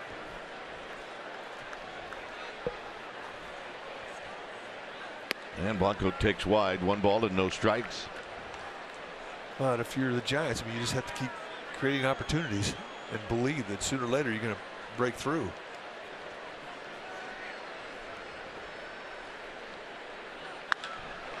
Driven out into right center field. On the move, Owens. He can't get it. It's up against the wall, and Blanco's headed for 3. And Blanco is going to make it.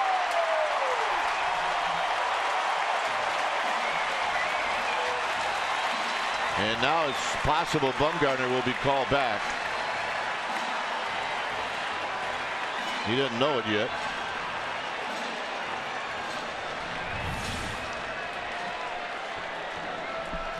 Well, we haven't seen many location mistakes. This is up out over the plate at the belt. And Blanco puts a charge into it on a backspin. And not many ballparks will keep that ball in its confines, and this is one of them. So they'll have to settle for a 1-out triple instead of a home run. But it allows Hunter Pence to come up and be the tying run. Take a look at the high fly ball splitting the gap in Triple's alley. And really, I don't think the D-backs could have got it in any quicker than that. And Mike Butcher going to come out and talk things over. No action in the bullpen for the D-backs. This meeting on the mound brought to you by Ring Central. Business communications made simple.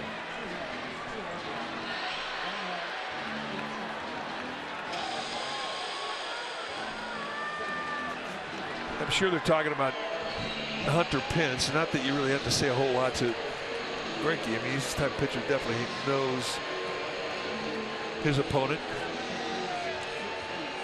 Faced Pence many times.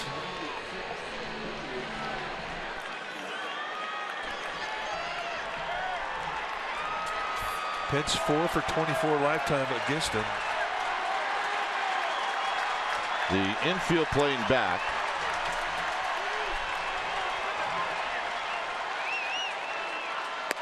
No balls and 1 strike.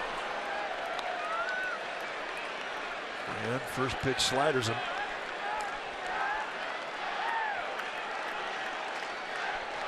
Finally some activity now in the pen for the D-backs. Going to be the lefty Andrew Chafin.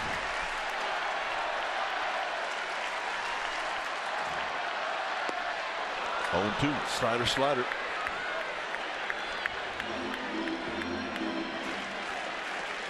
And, you know, you watch it from TV and you think, well, gee, why is he swinging that ball in the dirt? He's not thinking it's going to be in the dirt. He's thinking it's going to be a fastball at the knees, and he's looking away, and then it just disappeared. That's how good that pitch is. That pitch has always been the bread and butter, his go-to. It's one of the best sliders in the game. 1-2. Went right back to it again.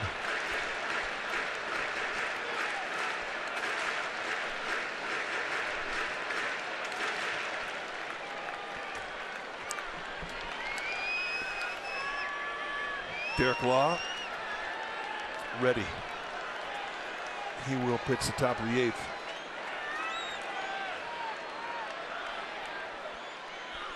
Curveball pulled foul.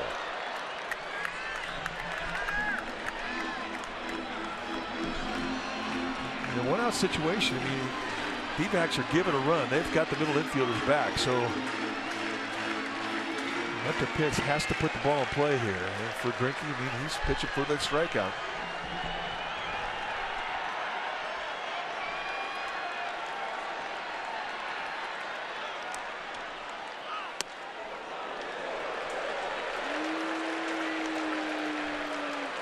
Two and two.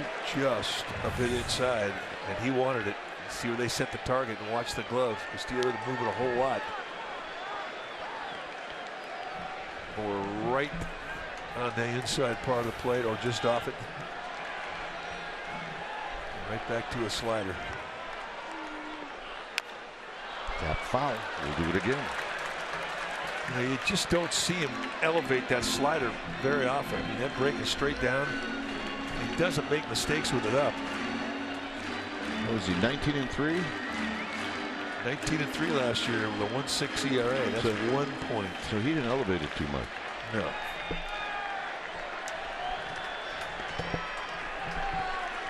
Two and two with Pagan on deck.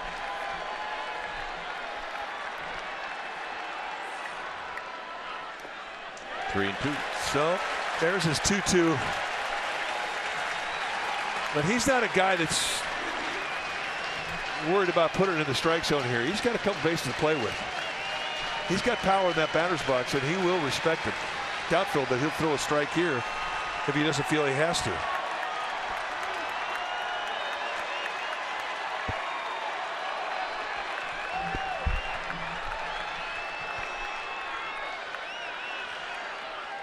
Her ball pulled on the ground foul. This is a battle right here.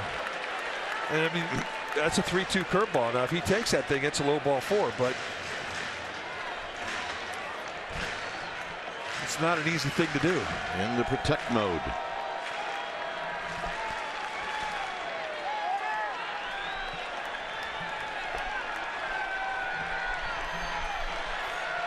Saw him have a similar at bat against Kershaw, similar situation over the weekend in Los Angeles. Popped him up.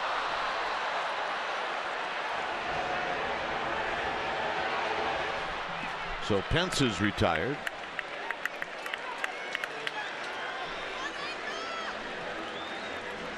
And here's Pagan with a fastball in. Well, he won the battle. So now the Giants need a little 2-out thunder here.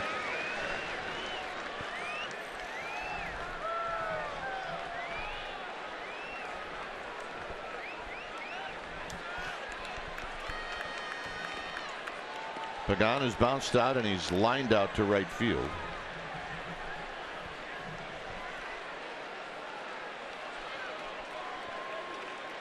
That last pitch, number 100 for Greinke.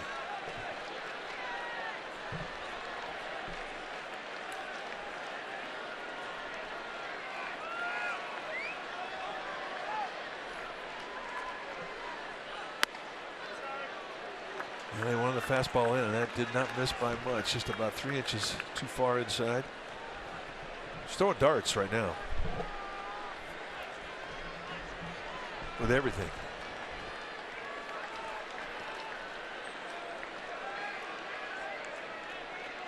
Giants need a jolt of energy.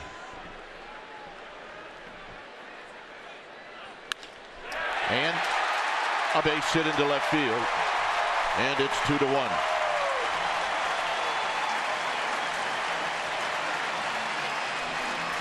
And we'll see if Chip Hale's going to go get Greinke. Now he knows the guy who's had the best lifetime numbers is about to hit, and that's Denard Span. That's why he sent down Chafin, the only lefty in their pen, to get ready. It's not even a strike. No, I mean, that's off the plate away with movement going away. I mean, it's just a beautiful at bat from Pagan's perspective. Didn't have a lot of lower body, just put himself in position to use his hands and beat him the opposite way, and that is the jolt they've been looking for. So here's Span.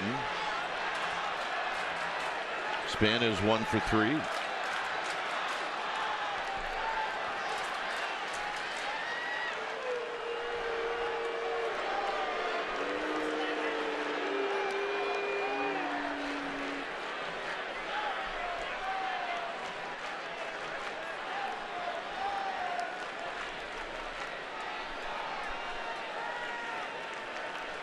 Joe Panik watching from the on deck circle. Pagan's got 2 steals on the year.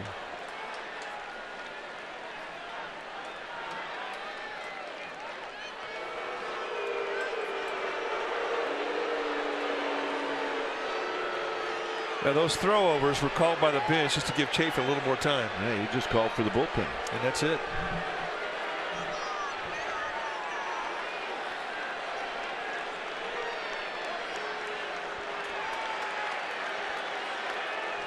When it's time for a change, think Speedy Oil Change and Auto Service.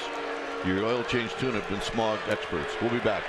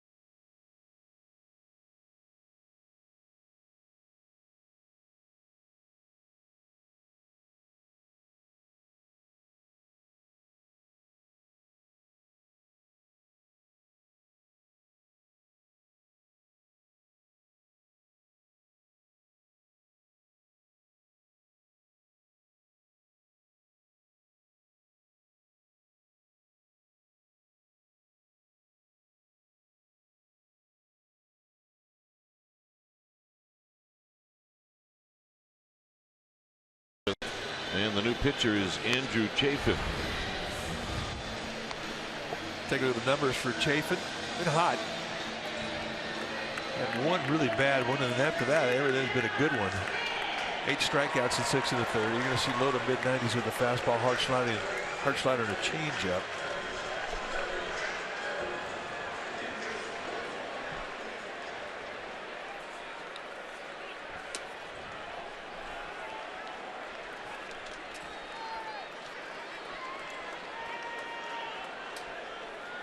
Span's only faced Chafin 1 time.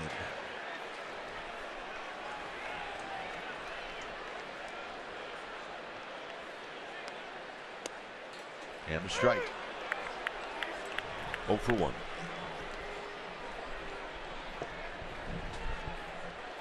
And it would not surprise me to see Pagan take off either. Base stealer, 2-out situation, always inviting.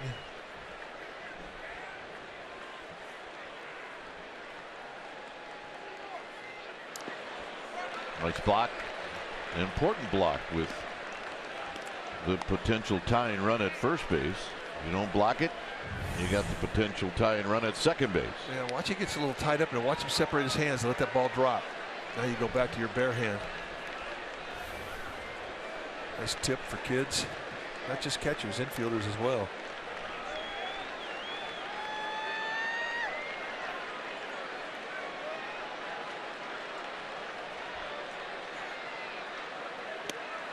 And a miss, 1-2. Good fastball down and in at 92.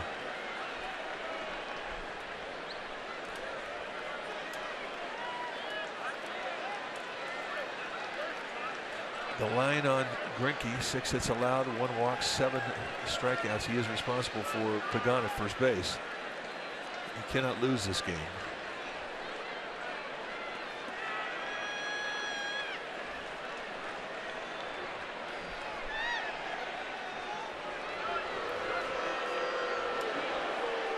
So Dan will take a walk. Throw over just to stay in shape.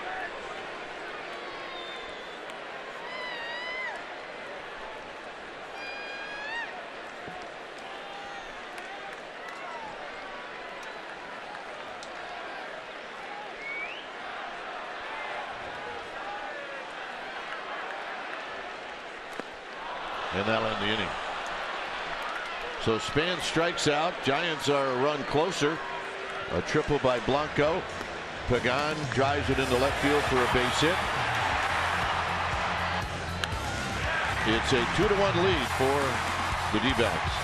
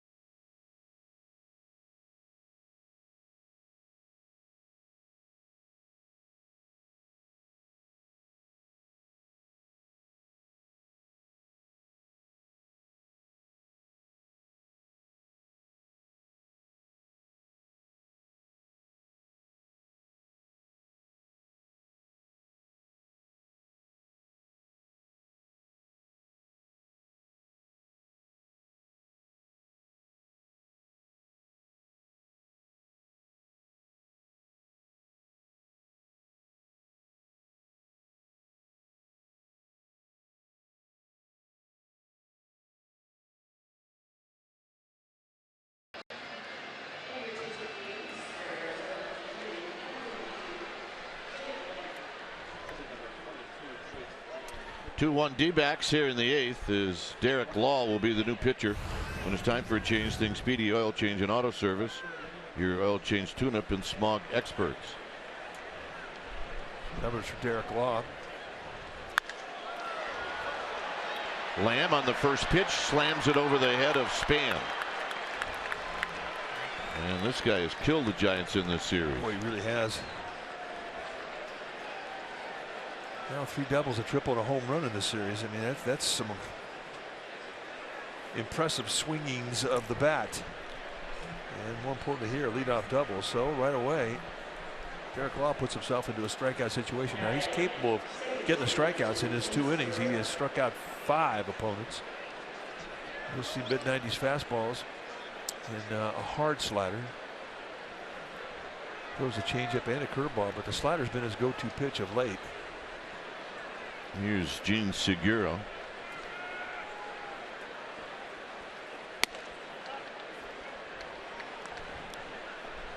Missed someplace.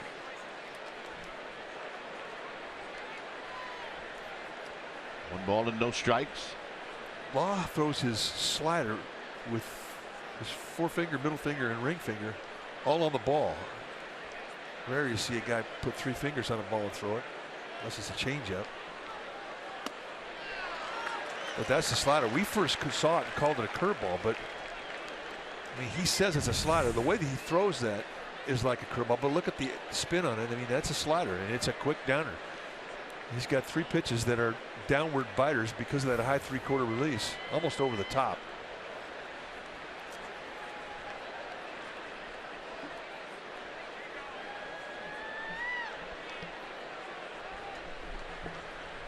And he bunts it. Buster's going to third, and they got him.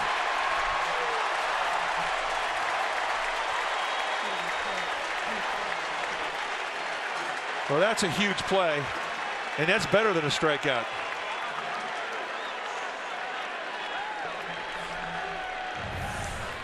Segura, I think he does this on his own. It hits it right out, bite, hits in the Velcro in front of a home plate and goes nowhere. I mean, Posey just picks it up, tries to avoid the bat, throws a strike down to Duffy, and Lamb's got nowhere to go except back to the dugout. That is a huge play. Almost stepped on the bat.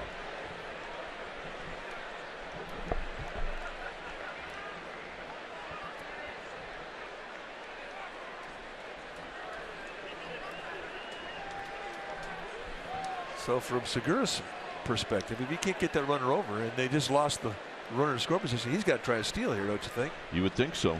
He's got 3 on the year.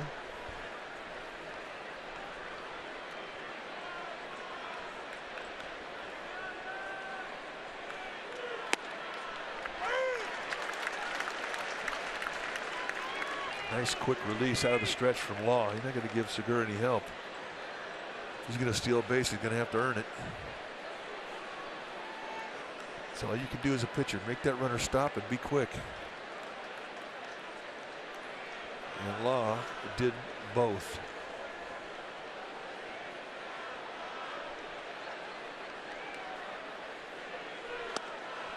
And tight. I mean, that's 0.96 seconds. That under a second. Average is 1.25, and there's not a pitching coach on this planet that wouldn't take 1.25. So you're right around a second. I mean, you're really helping your catcher out.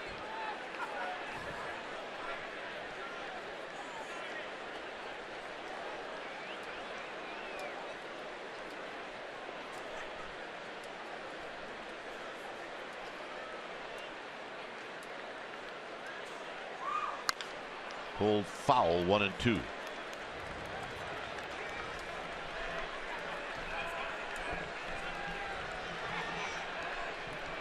Two runs, 6 hits, no errors for the D-back. For the Giants, a run on 6 hits, no errors.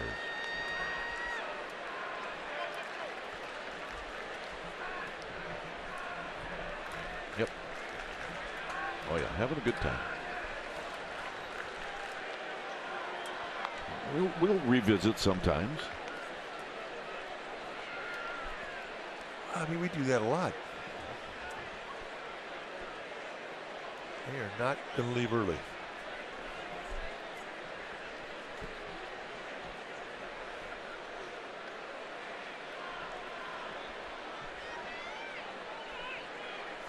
And tight, 2-2. A little too quick with the shoulder.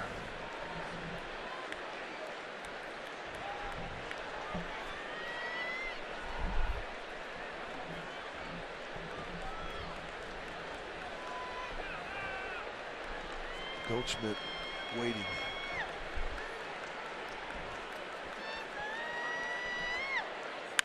Hit on the ground and a base hit. So Drury kind of reached out and poked that into left field, and that'll bring up Goldschmidt.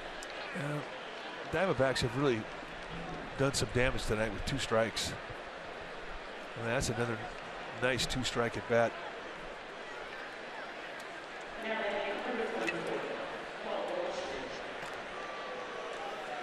So once again, the Diamondbacks get a runner in score position and they get their big fella up there. And this is not a situation with runners at first and second where you say he has an open base, because he doesn't with 1 out.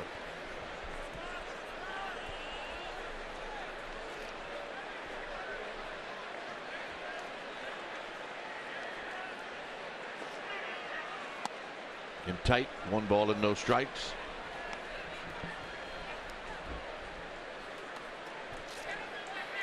Goldschmidt 1 for 3. Those at bats against Madison Bumgarner.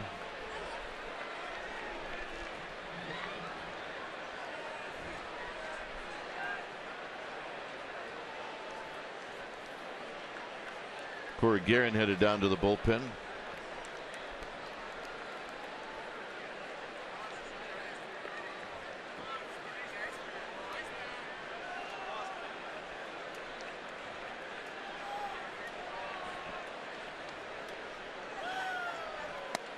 And that pitch is high, so it's 2-0. You don't want to move that runner over to third with less than 2 outs as Dave Righetti's coming out. And he's going to remind Derek Law of that very thing. It's going to be, hey, if you think you got an open base here, you don't. You got to get after this guy.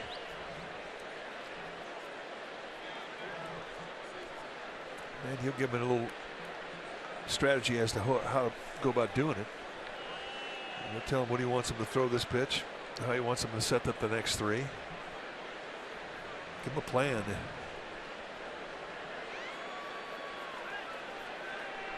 Meanwhile, out in the outfield, stay loose. Stay loose. Could be coming your way.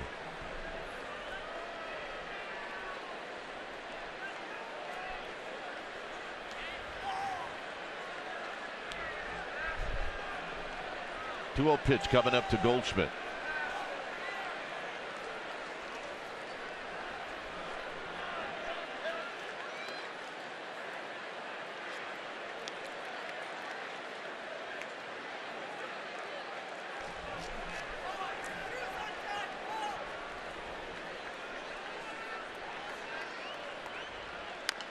Tapped. Got him. Both runners advance. Tomas coming up. That's how he did not give in to him with the fastball. I mean, that's a nice little breaking ball here to get the ball right at the end of the bat of Goldschmidt.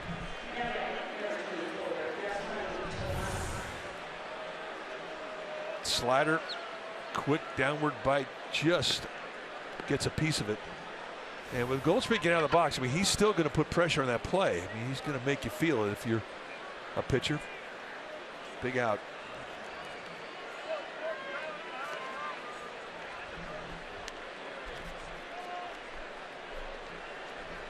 Tomas opened up the 7th with a base hit. He was on base when Castillo hit the home run.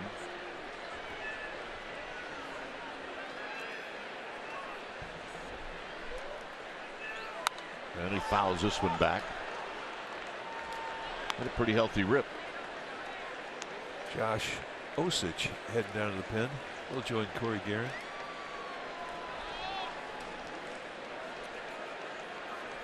Guerin's ready to go. He may back off now that he's loose. Slow his pace down.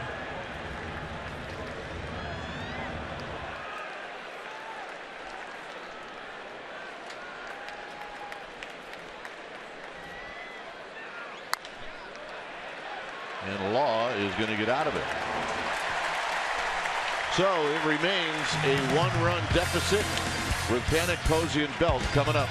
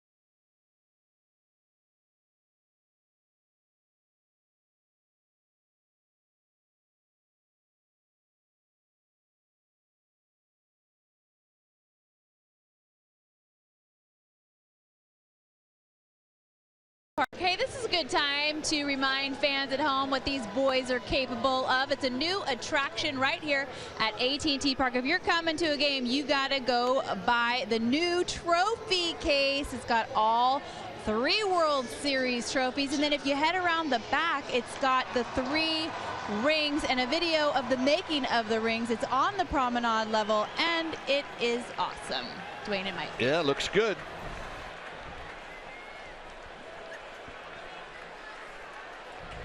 So Joe Panik's going to lead things off against Tyler Clippard.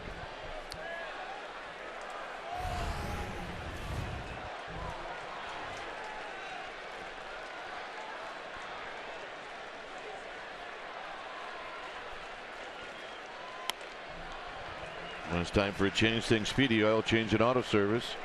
Your oil change tune-up and smog experts. See the numbers for Clippard. 2-0 with a save. Got in last night's ball game. 5 strikeout in 6 innings. Low 90s fastball with a changeup. I mean, he's got a curveball and a slider, but the fastball changeup combination has always been his bread and butter. And he comes in with a strike to even the count. Lamb stays in, and he's at third. Drury out of the game.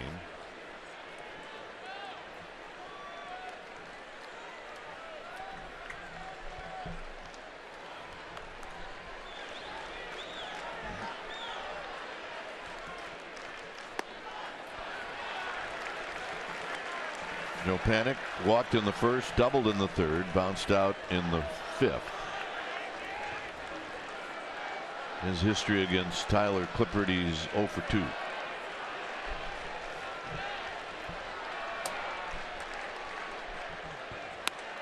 And a strike right at the belt, 2-2.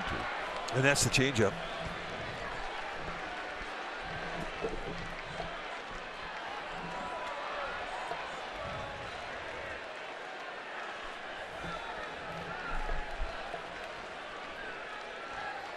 Clipper wants a fastball away. Panik taps it slowly. And Ahmed throws him out. 1 out. Stay tuned after Giants baseball for Esurance Postgame Live. You're going to get highlights, reaction, and analysis. It's all coming up right after the game.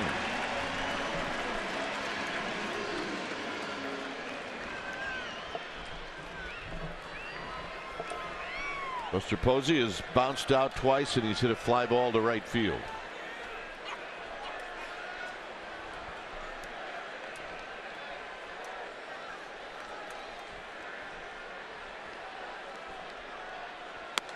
And he takes a strike. Using the outer half of the plate. And that's not a bad thing to do in this ballpark. Try to make your power guys hit the ball the opposite way. Not an easy thing to do, especially for a right-hander to right field.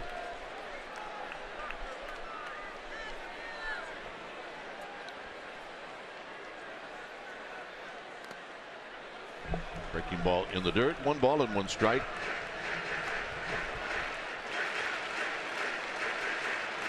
Buster, decent success, 3 for 7 with a walk against Clippard.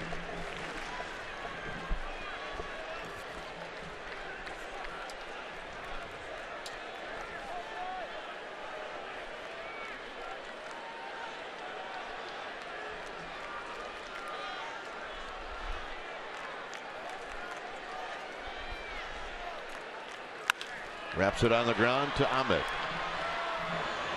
2 down. So back to the drawing board for Buster Posey.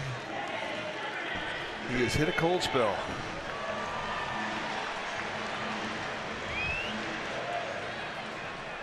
Here's Belt. And so far 0 for 3 with a couple strikeouts on his birthday.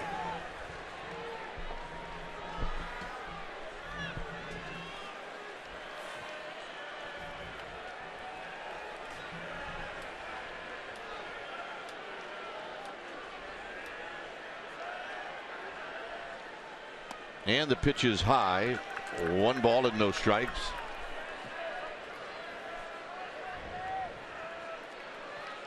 Looking for a mistake, looking for a pitch he can drive.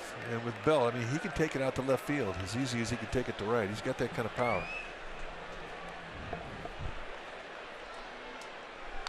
Belt follows it back to even the count. He had pretty good balance in that swing from his lower body on that changeup. That's the dangerous part. I mean, think about how this at bat opened up. Clipper threw a curveball or a breaking ball, but a slow pitch.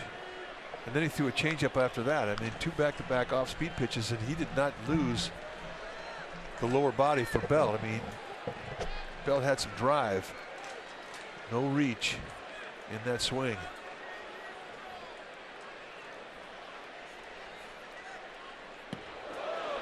To the backstop, 2 balls and a strike. Okay.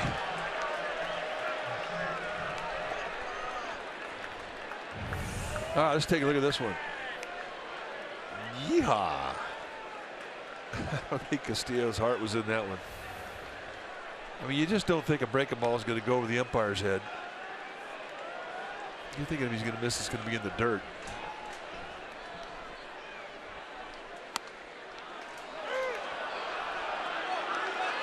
Bruce Bochy's barking at Bill Miller. Well, he's saying it's high.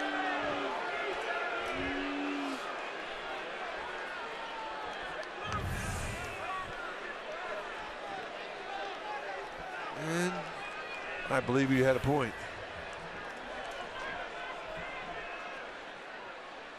Foul back. Another good, well-balanced swing.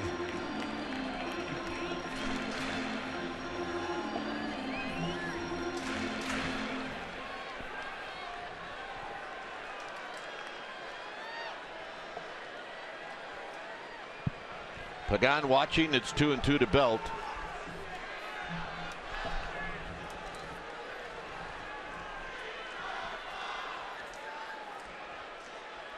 Foul back. Oh, again, good rip. I mean, he's had the type of swings that can do some damage in this at bat. What a good battle.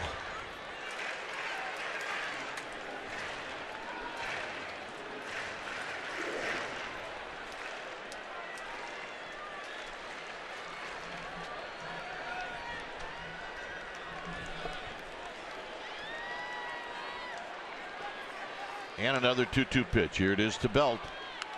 Ball back again. Another good swing. Matias Casilla. Josh Osich.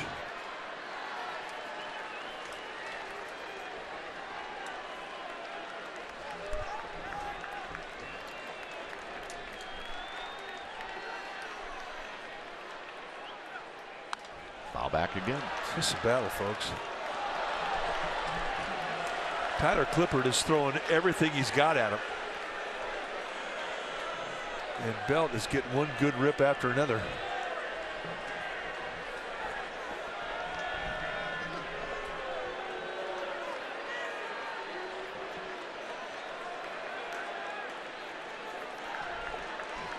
Two and two.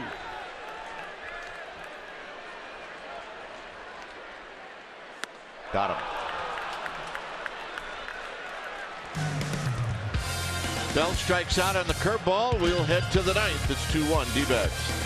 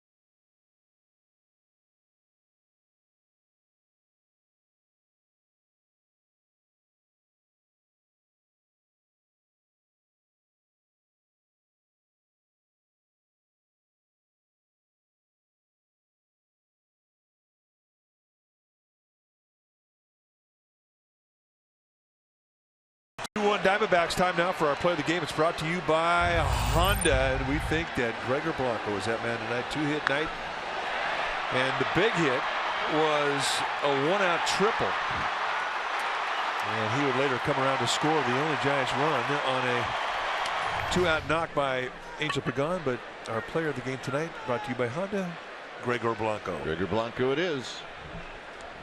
And Derek Law back out to face Wellington Castillo. And Castillo is the difference in the game. He hit a 2-run home run off of Bumgarner in the 7th. On an 0-2 count. And that's what hurt. Bumgarner didn't make many mistakes tonight. He was brilliant.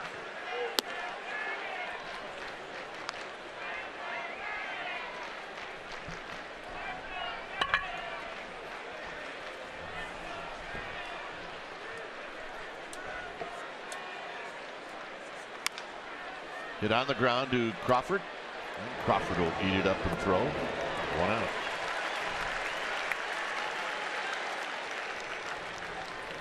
And that'll bring up Peralta. And it's not going to be Law that's going to face Peralta. We're going to have a double switch.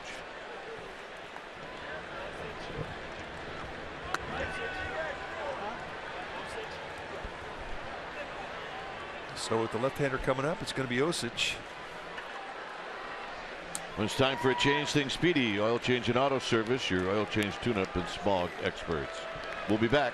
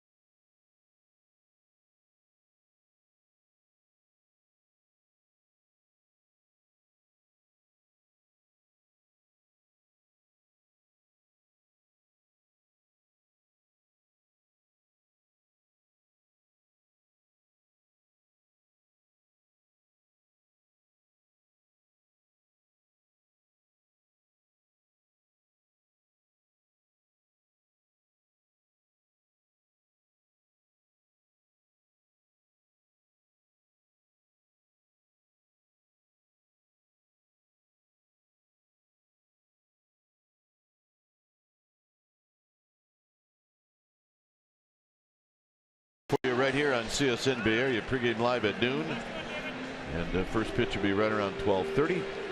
It will be the final game of this 4-game series. Plus, you get complete pre- and post-game coverage, and Giants insider Alex Pavlovich at CSNBayArea.com.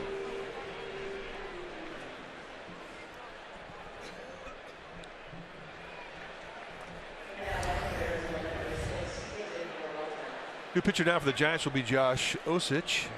9th time that he has come in. Off to a good start. 6 strikeouts in 7 innings. You'll see mid-90s fastball, sometimes higher, with a hard slider and a changeup.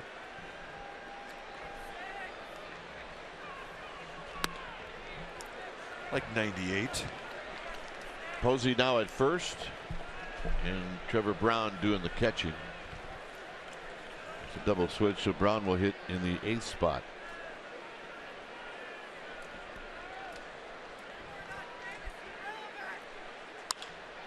That'll be out of play down the left field line.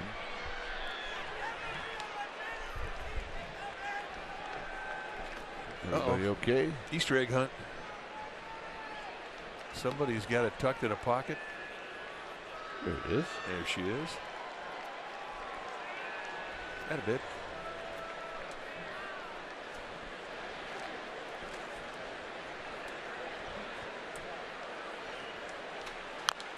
That foul, 1-2.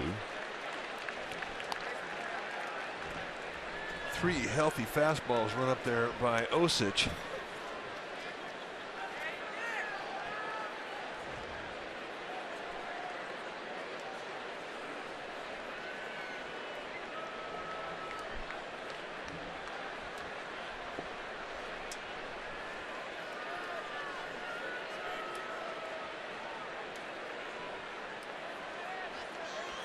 Look out. So a 1-2 fastball, and it goes up and in, and it gets Peralta, I think, on the arm. Yep. Well, at that velocity, I mean, it's a good thing it got him in the arm. Kind of a glancing blow off the forearm.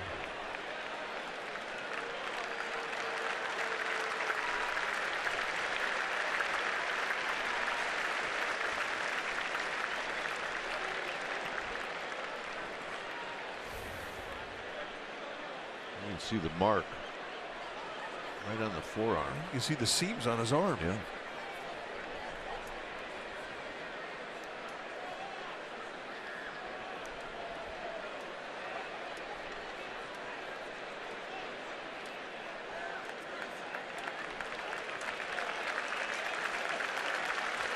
So a base runner for free here with 1 out, and from Osich's perspective, upset that he had a hitter 1-2 and he lost him by way of the hit batsman.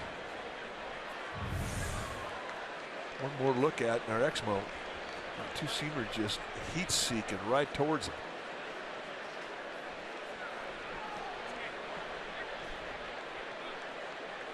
So that'll bring up Nick Ahmed. Ahmed is 0 for 3. Peralta reaches for the first time. He reaches the hard way.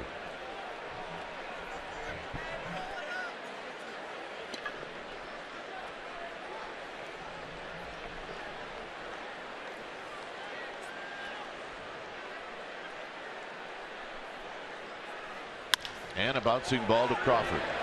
Crawford to Panic. Panic to Posey. And that'll end the inning. 9th inning coming up. Giants need 1 to tie and 2 to go home.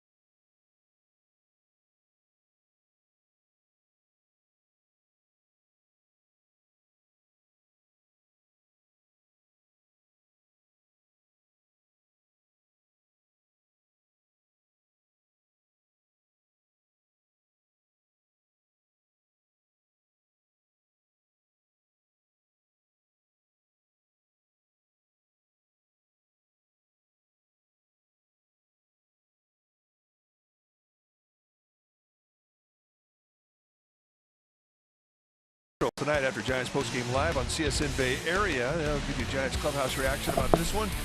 Warriors report from Houston and King Sharks highlights and reaction as that game is in the 3rd period right now. All that and more. Hyundai Sportsnet Central. Check it out. It's a 2-1 lead for the Diamondbacks. When it's time for a change, think Speedy Oil Change and Auto Service, your oil change tune-up and smog experts.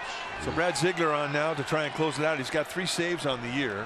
1-0 with a 1.13 ERA. Submarine specialist with big-time sinks. Not going to give him pressure with the velocity. It's going to be low 80s. But big-time sink, slider, and a good changeup. And Crawford will hit first, and he takes low.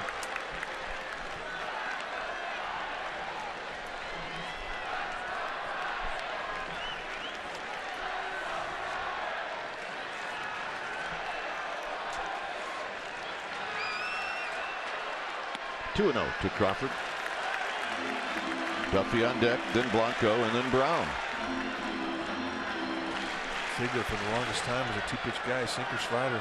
And he came up with a changeup. He said, well, how can you change up if a guy throws 82 miles an hour? He can do it, and it's a good one. And he's always had that right there, sink on whatever fastball you get. So Crawford laying in the weeds on the 2-0 pitch. It's now 2 balls and 1 strike. 2-2.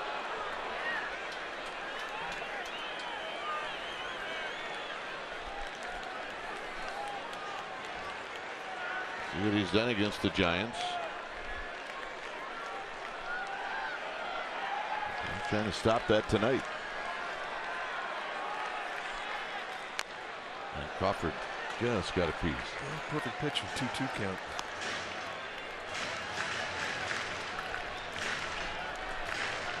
I mean, aren't that many submarine guys down there. There's just a lot of sidearm guys. Yeah. But submarinis, don't see many of them.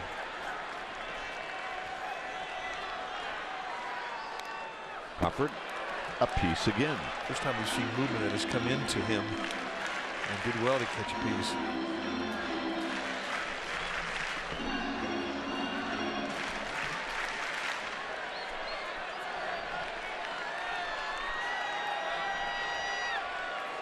Two and 2 to Crawford. And again, he rolls it foul. All right, our ball dude, Blake Holsworth, been waiting all night for that play. That kid gave him a handshake. First time I've seen that. That's all Hey, right. give me some of that. Born to be a politician. Yep, absolutely. Mother taught him well. Atta boy.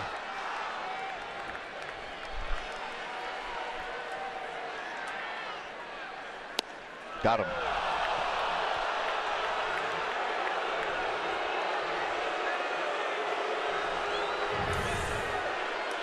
And a low strike on the outside corner. And from Ziegler's perspective, that's a perfect pitch. And it winds up being a rough at bat. Definitely a pitcher's pitch. Here's Duffy. Duffy is 1 for 3.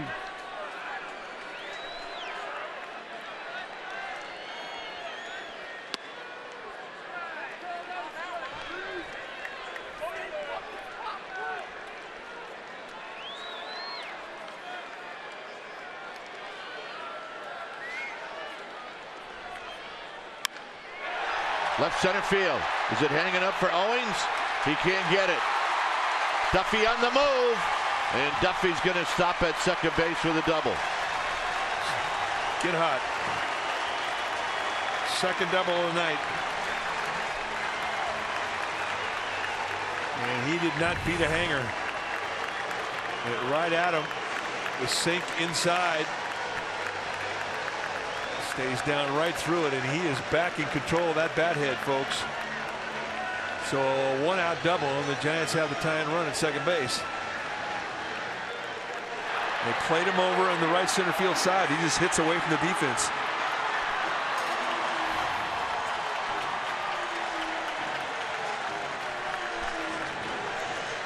Here's Gregor Blanco. Blanco's never had a hit against Ziegler. He's 0 for 6. You just got to stay back on him. Duffy might be the best base runner instinctively on the Giants team. Above average speed. A good solid arm in left, a good solid arm in center. Average arm in right.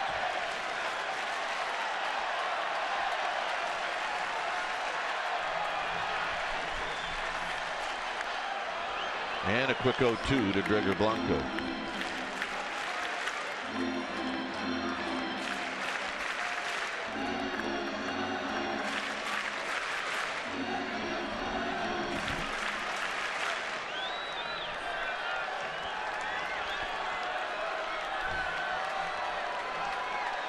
Blanco trying to knock in the tying run. Taps it slowly. Segura will make the play. And now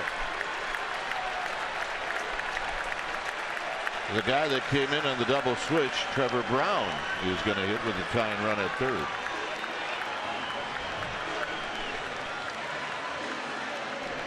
And for Brown, he's never faced Ziegler before.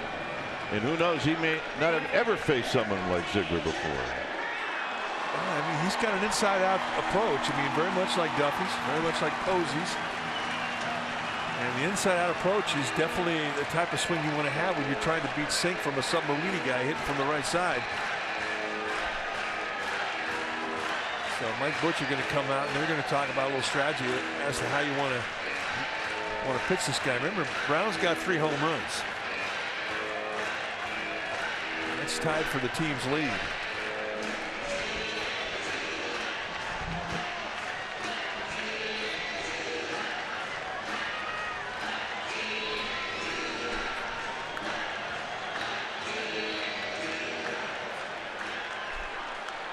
So Trevor Brown stands in with the tying run at third and 2 outs.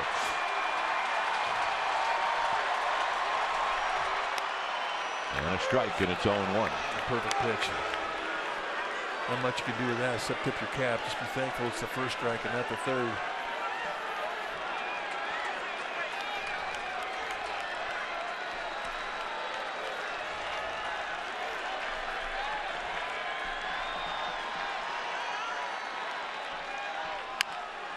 Slowly hit, foul.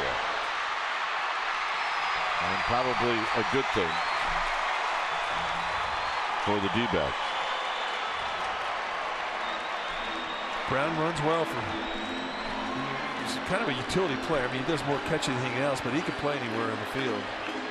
And he runs better than average, certainly for a catcher.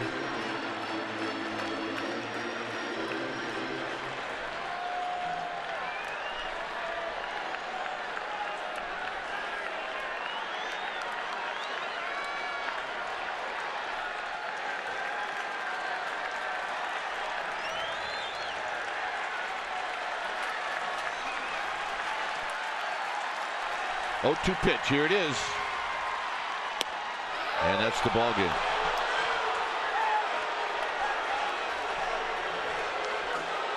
So Ziegler gets the save. Giants strand the potential tying run at third base, and the D-backs have won the first 3 games in this 4-game series. Well, a frustrating loss. I mean, as well as Bumgarner threw tonight. I mean, it's a game you're going to win most of the time. And Bumgarner getting beat in an 0-2 home run. It's the 6th time in his career he's allowed an 0-2 home run. It just doesn't happen very often. But the difference in this ball game tonight really was the D-backs hitting with 2 strikes. They were very good. Giants had opportunities. They just could not cash in. 2-1 is your final. Thanks for joining us. Stay tuned. East Giants postgame live with interviews in the wrap. That's going to start right now.